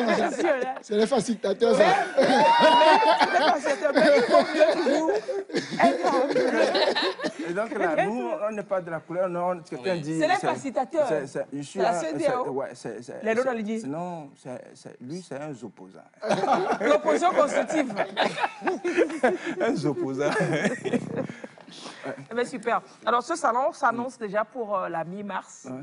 C'est les... Rappelez-nous les dates. C'est le 17 et 18 mars. 17 et 18 mars, ça va se passer où? À la Blue Zone de Kakaveli. Blue Zone de Kakaveli. 17-18 mars, Blue Zone de Kakaveli, le salon. Là, c'était au lancement. C'est le 9 février dernier, la conférence de lancement de ce salon-là. Vous aviez à vos côtés les responsables de l'université et puis du FAEJ. Oui, justement. Oui, bon, pourquoi FAEJ? Madame Gbadamassi Mivedor préside le comité de pilotage du projet. Ok, super. Et je dis merci pour cette disponibilité. Et merci également à d'autres institutions, donc, comme la Chambre du commerce et de l'industrie, le patronat, la GED, l'association des grandes entreprises. Donc, les grandes entreprises du Togo. Vous avez les vrais gens avec vous? Bon, ils sont là. Vous êtes vrais gens, donc. Et là, il y a les deux partenaires stratégiques que sont l'Université de Lomé et l'Agence nationale pour l'emploi. Et donc, vous voyez un peu la constellation. Et donc, là, ils essaient donc, de nous donner de l'impulsion à une meilleure conception et à l'exécution du projet. De ce projet. On a travaillé ensemble, je crois, de leurs expériences, nous essayons de capitaliser pour optimiser les résultats. Alors, concrètement, qu'est-ce qui va se passer sur le salon? Sur le salon, au salon, vous auriez des stands donc, où des entreprises seront là. Pour venir, on va acheter l'emploi. On va venir acheter l'emploi. Oui, il faut venir proposer. Ce que vous pouvez compétences. Vendre, vos compétences. On doit venir avec les CV. Il faut se vendre. Il faut se vendre. On doit venir avec nos CV. L'auto-marketing dont nous parlons. Vous venez et puis bon, il y a les entreprises qui sont à la recherche de certains profils. Ouais. Et si vous avez donc ces compétences, pouvez faire l'affaire. Si vous avez monbonprofil.com. Ah oui, justement. On va vous Et puis, embaucher. bon, il y a de ceux-là aussi qui, dans la jeunesse, nous avons de ces compétences aussi singulières. Ouais. Et bon, ils ont fait, c'est pas l'État seulement, il ne faut pas attendre seulement un concours pour chercher de l'emploi. C'est clair. Mais il faut se vendre aussi. Vous proposez aux entreprises votre faculté. Il faut leur imposer, il faut leur faire sentir le besoin de votre compétence en leur sein. Ça, ouais. Justement. Et quand vous venez, vous dites à vos solutions, à vos problèmes, j'ai une solution. Et c'est moi. Complètement. Et puis des fois même, ils n'ont pas vu le problème, mais vous repérez une structure donnée. Vous avez une certaine compétence, vous faites le truc, vous voyez qu'ils n'ont pas ça, vous allez leur dire, vous leur posez des questions, quand vous voyez qu'il y a un trou là-bas, vous dites, ça par contre, vous aurez pu faire ci, ou avoir quelqu'un qui fait ci, qui fait ça au jour le jour, ça peut vous ajouter ci, ça peut vous... Et la personne pour le faire, c'est moi. Je suis le premier. C'est ça. Je pense que et c'est ça. Et vous dites... la personne peut le faire, c'est et moi. puis vous les attendez, vous marquez un point. Et la personne qui peut le faire, c'est moi. Vous dites... C'est moi. Oui. Ah, c'est fini. Non, c'est comme ça. C'est fini. Je pense que je suis un de vos premiers clients. Hein, ouais. Regardez l'autre là. Non, pas encore dit ça. Voilà. Il faut que je vous explique. Non. Il faut que je vous explique. Ça dit que il va aller voir son chef. Il va dire, mais il faut aller au salon de l'emploi. Non, pas seulement au salon. Pourquoi le poste se dégage pour lui? Non, pas seulement. Je vous explique. Expliquez-nous. D'abord, il faut comprendre que l'affaire de carrière, on parlait tantôt, et ce n'est pas forcément le gain d'argent qui est devant. Mais bon. C'est l'expérience aussi. C'est le gain qui paie la facture quand même. C'est l'argent d'abord. Non. Oui, mais le goût, la curiosité de découvrir quelque part mieux, peut-être que d'une autre façon que les autres. Pourquoi pas? Vous pouvez me coopter aussi, parce que ma chose est un peu particulière. Pour le salon? Ou bien vous non, pourquoi pas?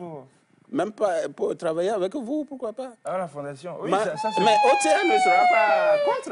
Non, à la fondation. Non, madame. OTM ne sera pas contre. Je vous explique. À la fondation, oui.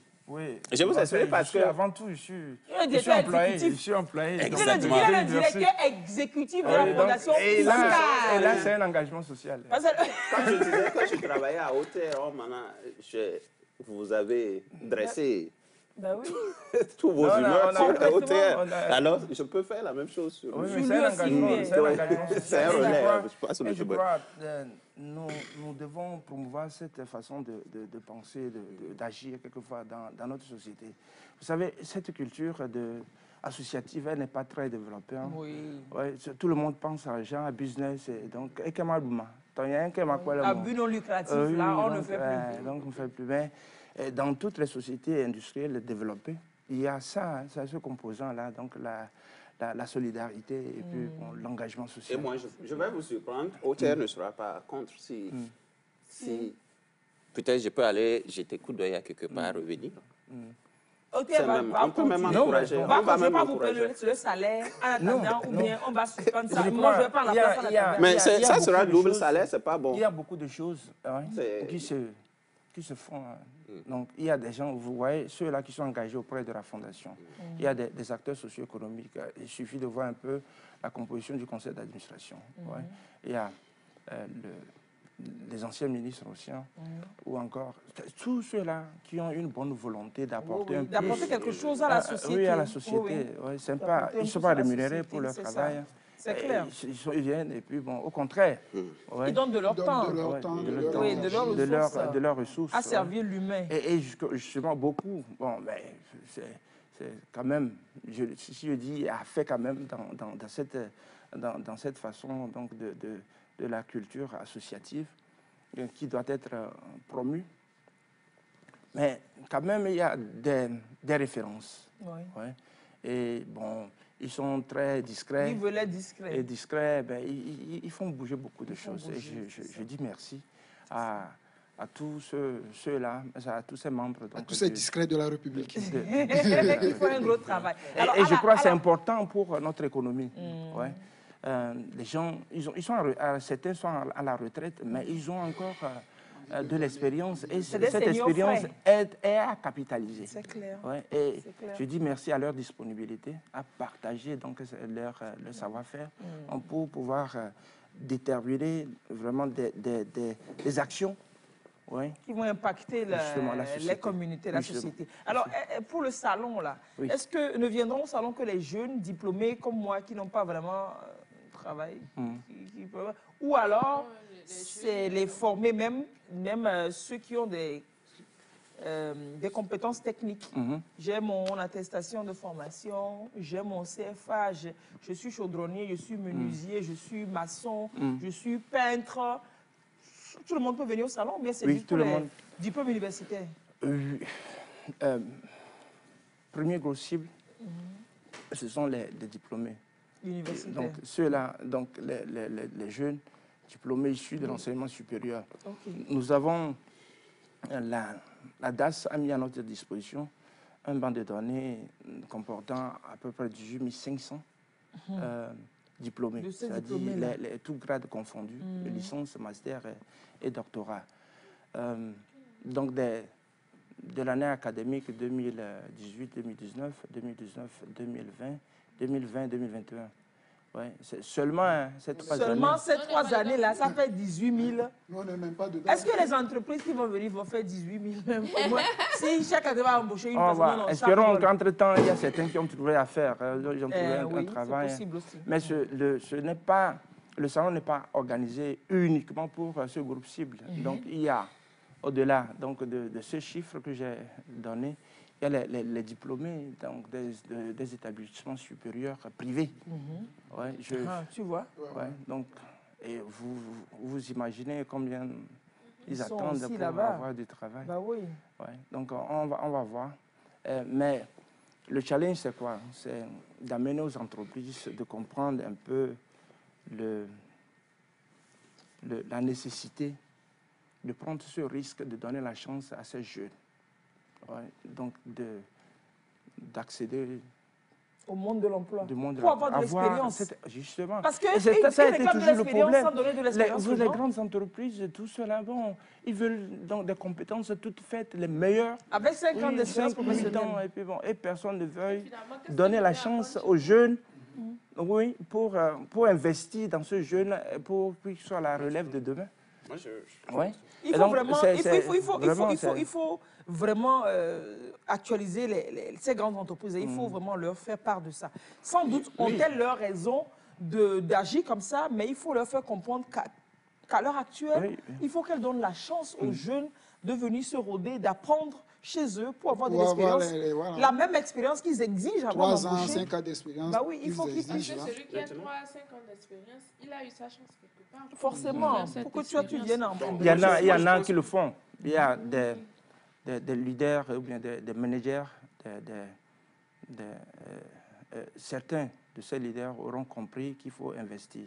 Si vous voulez obtenir une performance, ou si vous voulez toujours être le premier, vous devez toujours commencer, vous allez toujours continuer à travailler sur le fonctionnement de votre entreprise.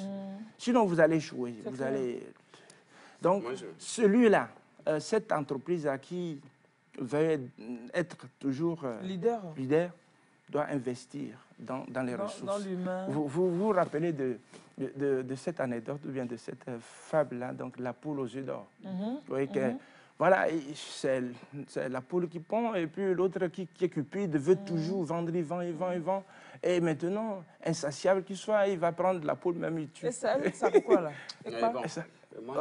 J'arrive. Hein. Et donc celui-là qui comprend que pour produire, il faut investir aussi. Il faut entretenir la poule là qui pond. Qui pond.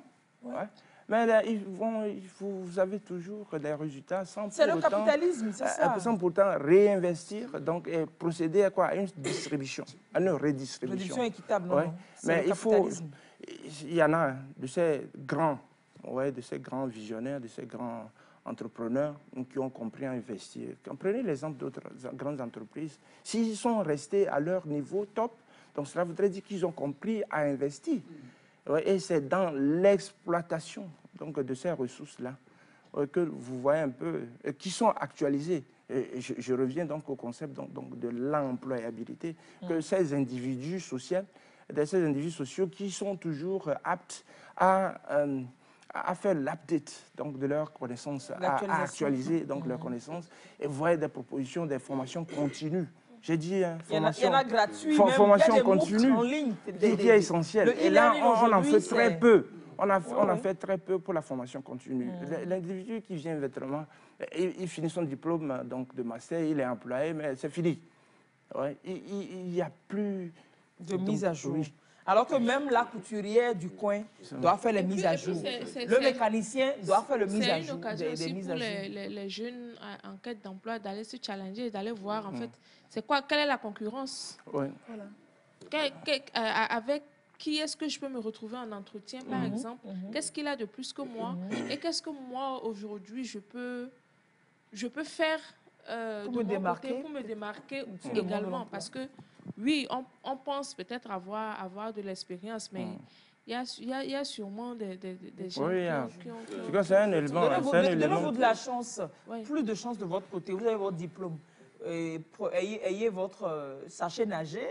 Ayez votre permis de conduire. Il y a des petites choses qui démarchent les uns des autres. Ne vous focalisez pas. Quand on est à la maison, quand on est au chômage, on n'a pas d'emploi, il faut fouiller sur Internet. Il y a plein de formations, des MOOC gratuits.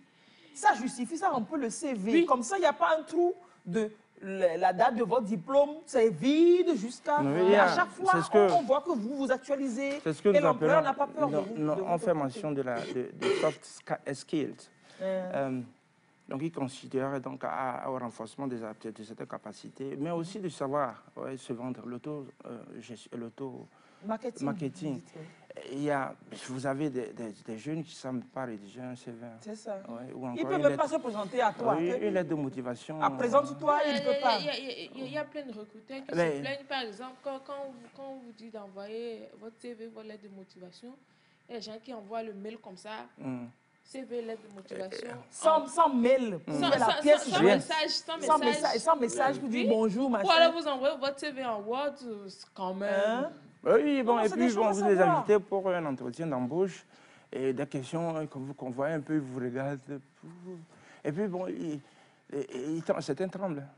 Mais alors qu'il y a sur Internet aussi, comment réussir son entretien d'embauche. Il y a tout ça, il y a tout aujourd'hui sur Internet.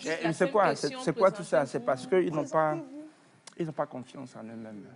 Et il y a tout ça sur Internet aussi. Que, quand vous prenez votre téléphone, que vous allez faire WhatsApp seulement, et puis un TikTok pour rire là. Le même téléphone peut vous servir à apprendre sur la vie, à vous former, à vous rôder et à vous apprêter pour ce jour J.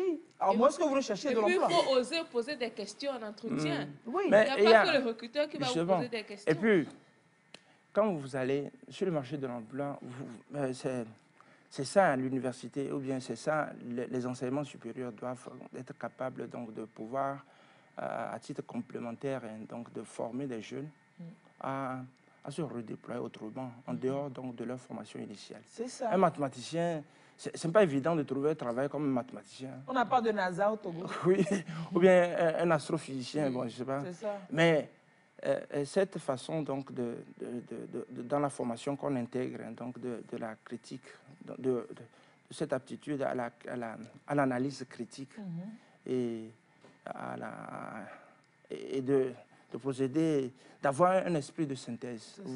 On va vous former bien, mais c'est votre attitude d'identifier les problèmes et de proposer des solutions précises. Oui, et c'est ça, c'est cette capacité d'abstraction qui vous permet donc, de vous hisser à un niveau, à une dimension que vous analysez très vite. Vous avez une intelligence, vous l'identifiez très rapidement.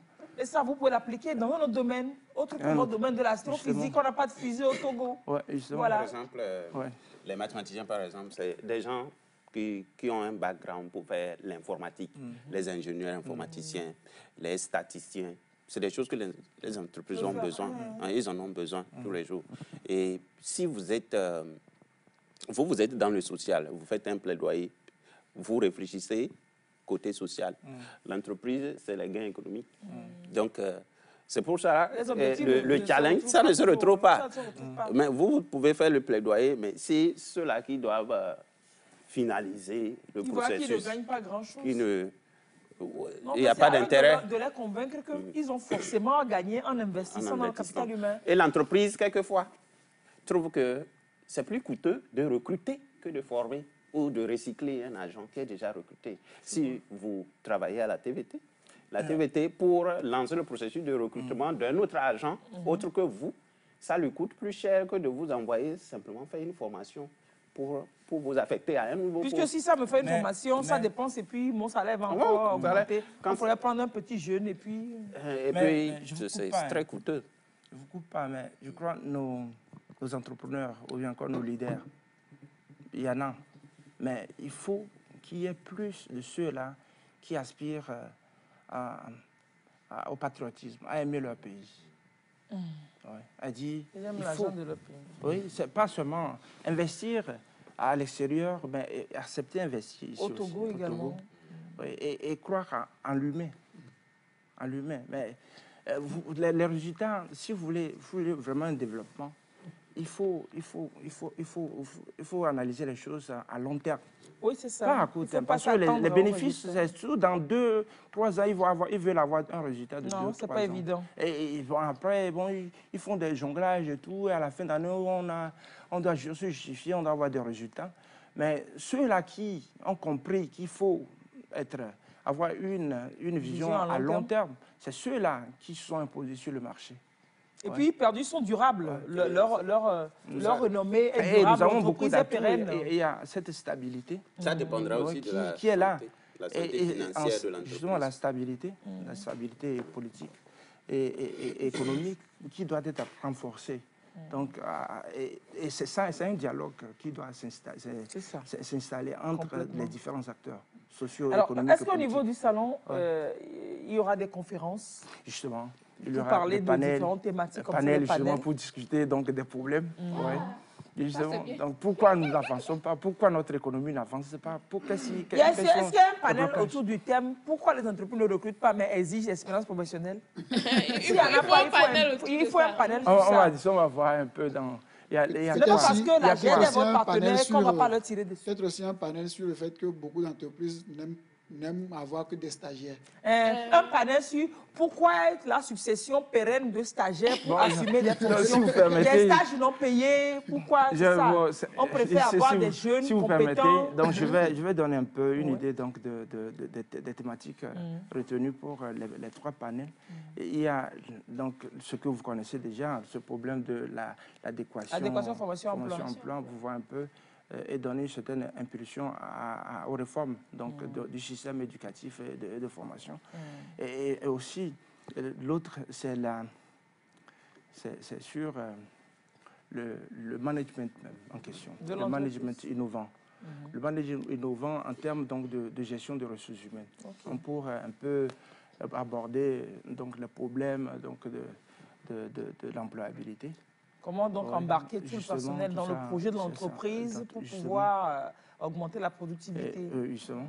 Et la 3e thématique, c'est ce qui concerne l'entrepreneuriat. Entrepreneuriat, donc comme... Mon problème n'est pas dedans. Entrepreneuriat comme solution...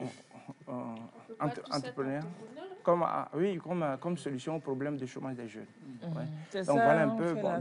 Nous avons donc cette... Non, c'est le 2e panel là. Management, machin là. C'est dans ça qu'il faut greffer les questions là, les sous-thèmes de pourquoi ils ne veulent pas recruter, mais ils veulent. Ah, non, on va étudier. Vous serez là ce jour-là pour. Qui va recruter pour donner l'expérience aux gens que tu ne veux pas recruter? Qui va recruter pour donner l'expérience que tu ne veux pas recruter? Je pense que ce qu'on appelle peut-être l'intitulé du poste ou les titres de la fiche de poste, peut-être limite. Ou bien devait permettre de ne pas exagérer.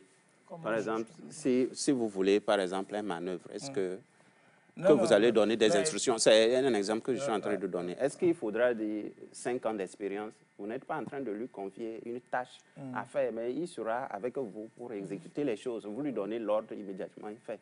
Est-ce qu'on a besoin d'une expérience élevée dans ça? Si vous recrutez quelqu'un peut-être, comment je dirais, un appui, quelqu'un qui va venir vous appuyer peut-être du niveau bac. Un exécuteur. Un exécuteur, est-ce que vous allez demander une expérience assez élevée de ça?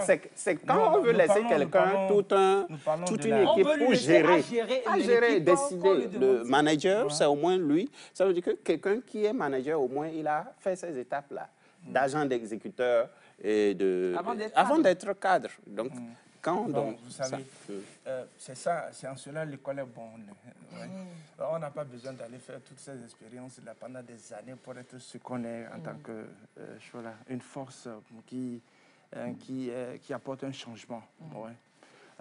L'école, vous avez des livres, les connaissances et tout ça, et le processus de transfert de connaissances. Ouais, avant, nos parents, ils vont faire des années pour dire que, bon, avant, c'est l'âge qui compte la connaissance, c'est la barbe blanche ou bien la tête. Non, c'est l'école, pendant les 3 ans, on vous éduque, justement, donc vous avez les connaissances qui sont là, et moi, en tant qu'enseignant, donc j'essaie de vous donner accès à la connaissance et de vous faire connaître les méthodes pour l'utilisation de ces connaissances. Mon avis, c'est que et je crois le processus pédagogique, c'est ça. Et l'évaluation, après, quand on vous donne le diplôme, c'est à vous maintenant. Le diplôme, c'est autre chose. Et quand vous allez sur le marché, c'est là que vous apprenez même. Et vous allez vous imposer par votre personnalité. Voilà. C'est vrai quand même. Mais il faut reconnaître que quand on parle de l'expérience, c'est l'école professionnelle qui est plus habilitée. Quand vous formez quelqu'un en BTS en quelque chose, la personne tout de suite au poste peut vous faire un rendu. Ça, c'est dans le meilleur des cas. Un bon élève. Ça, c'est dans le meilleur des cas. Dans le meilleur des cas. Mais parce que même en BTS, les licences professionnelles, les BTS, les masters professionnels, tout ça là, les gens ont ça, mais ils ne foutent rien. J'ai pas dit ça. Un bon élève. Mais c'est quand il s'agit de l'école, l'université, études fondamentales. Académique, c'est pas fondamental. Il ne faut pas attendre ça de la personne. C'est pas pratique. Ce n'est pas évident. Il va falloir faire certaines choses avant que ça ne marche. Bon, on va poursuivre le débat au salon de l'emploi. Les 17 et 18 mars prochains à la Blue Zone de Lomé. Ne me dites pas que vous cherchez des partenaires pour l'événement. Hein, parce que tout ce que vous avez là, c'est plus que partenaire. Non, bon, justement, c'est ça. Ce sont des fêtières. Ouais. Donc, AGET, le patronat se complète. Patronat et puis AGET. Et puis bon, la Chambre du commerce de l'industrie. Il y a aussi il y a les entreprises qui sont invitées à participer. Ouais. Bon, ces entreprises-là, vraiment, qui veulent aider les jeunes, certaines entreprises ont des programmes spécifiques pour des programmes d'excellence, pour donner une chance à ces jeunes de les former, pour qu'ils prennent la relève de demain, soient intégrés vraiment. Il faut qu'ils viennent exposer, faire connaître et que d'autres entreprises apprennent d'eux aussi. Et ceux-là qui ont besoin donc, de recrutement peuvent venir aussi faire. C'est l'occasion, l'opportunité qui peuvent saisir pour recruter certains jeunes. Bon, on ne donne pas le contrat sur le champ. 2 jours, ça ne suffit pas, mais c'est tout un processus, le recrutement. C'est d'avoir les contacts. Justement, de venir le jour. Et ces jeunes-là de venir, s'assurant de leurs aptitudes, de dire je peux offrir quelque chose à une entreprise, ils vont identifier. Donc nous, au salon, nous allons mettre une relation entre les diplômés, ces jeunes diplômés, avec donc, les entreprises en quête qui sont à la recherche donc, de compétences. Vous convenez donc avec moi qui sont les facilitateurs. Vous êtes des facilitateurs, vous êtes des catalyseurs. Et il y a une formation. Oui, on en parlait tout à l'heure de e-learning. Ce soir, les blogueurs togolais, l'association des blogueurs togolais vous invite donc à un meet-up. C'est à 15h à Burger Fabrique. Tout c'est en anglais. Donc, le thème, c'est comment développer ses compétences grâce au e-learning. Ça tombe, super bien. C'est où? Burger Fabrique, c'est sur les pavés d'Agbalepedo. C'est dans une burgerie que vous allez, C'est un restaurant qui nous offre son cadre pour faire le meet-up. Donc, on vous attend. Meet-up, c'est quoi? C'est une formation? C'est une rencontre? C'est une rencontre de jeunes, on échange. Donc, c'est pas qu'on peut ne pas être blogueur, on peut venir. On peut venir, c'est que contre les jeunes. Oui. Le thème, rappelez-nous le thème. Comment développer ses compétences grâce au e-learning? Comment développer ses compétences grâce au e-learning? Vous vous apprêtez déjà pour 17-18 mars prochain pour rencontrer les potentiels recruteurs. Vous avez encore allez cet après-midi, vous avez un mois, cet après-midi, vous allez au Burger Fabrique sur les pavés de Dagbalepedo pour cette rencontre avec d'autres jeunes. Il y en a d'autres qui sont sur le monde dans le monde de l'emploi, qui exercent déjà. Il y a d'autres qui viendront. Vous allez vous frotter, vous allez découvrir d'autres aptitudes. Vous allez vous renforcer pour pouvoir aller convaincre les recruteurs les 17 et 18 mars prochains à la Blue Zone de Kakabeli sur le salon de l'emploi de la Fondation Piscar et oui. Et justement, dans le cas de l'emploi toujours, si quelqu'un s'y connaît en dessin animé, que la personne peut me contacter. Voilà, moi-même, c'est bon. Vous n'avez rien entendu. C'est fini. C'est fini, c'est fini. Personne, il n'a même rien dit. C'est fini. C'est à quelle heure?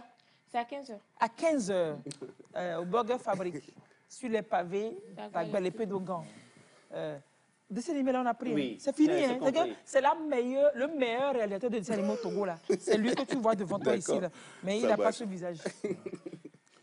Professeur, pourquoi vous faites cette mine, ma? Vous faites mine comme si je ne disais pas la vérité. Non, c'est une vérité. Je crois, ce sont des initiatives spontanées. Oui. Elle dit, toi, j'ai besoin de toi. Il va falloir l'avoir à l'œuvre, hein. Mais si je ne doute pas. Si vous osez douter, on n'a pas de problème. Tu dis, comme tu le disais, hein, le jeune dit, je peux ça. Je sais faire ça. Il faut l'essayer, voir.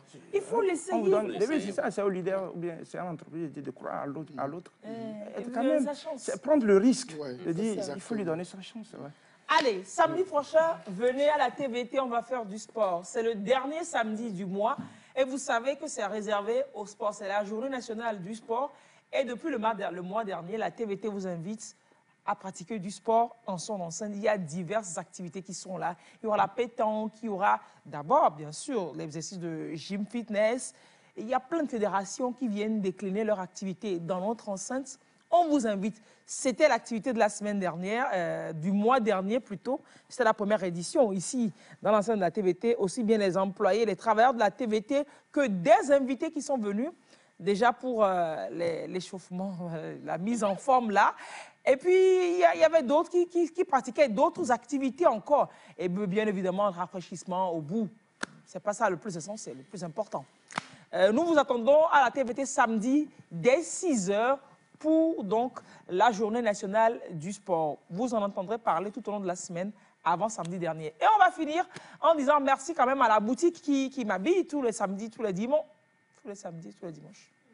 Fimin, envoie-moi les belles images. Et les mardis en rediffusion. Envoie-moi les belles images. Envoie-moi les belles images. Défile seulement les belles images. Vous allez à la boutique, elle s'appelle Authentique Milliardaire. C'est la boutique de tous ceux qui sont riches en culture et en authenticité.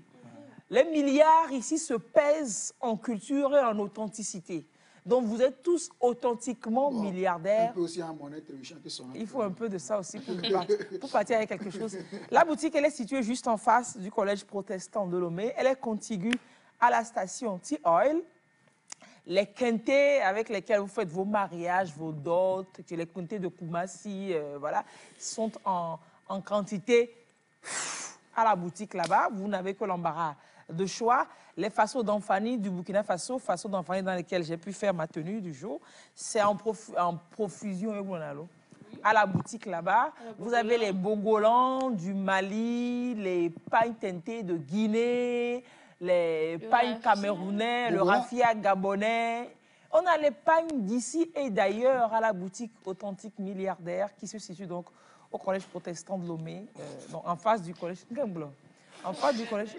Je voulais envoyer un truc et puis en face du collège protestant. Elle m'a désactivé. Et le contact, vous avez pu voir le contact là, 97 21 06 06. Vous pouvez venir, vous avez un projet, voilà.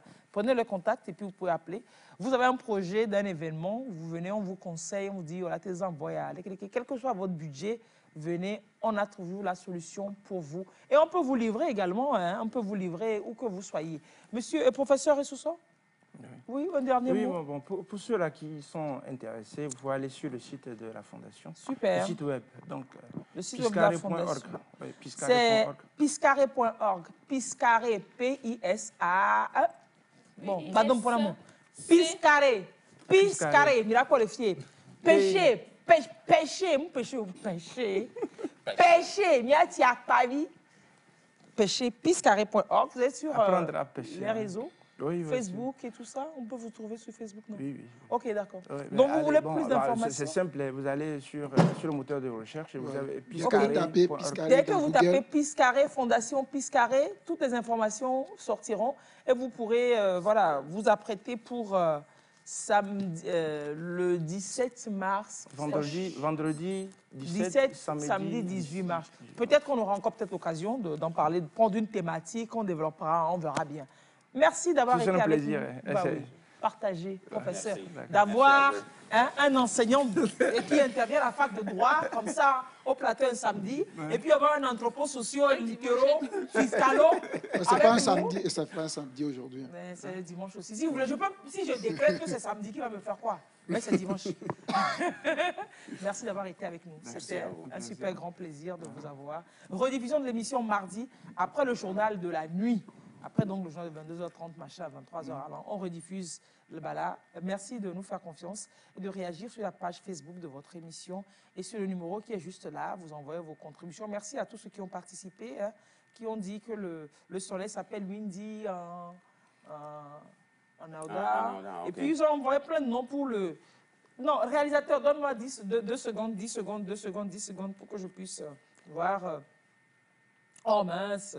Il a donné le nom le nom de Yevi Goloto là. Bon. Ou pas Kokwanazé. Il y a plein d'autres noms qui ont été donnés. C'est pas grave, c'est pas grave. Je vous le donnerai. Il y a tellement de messages qui tombent, je ne me retrouve plus. Au revoir. Passez un très bon dimanche. À plus tard. Bye bye. Merci.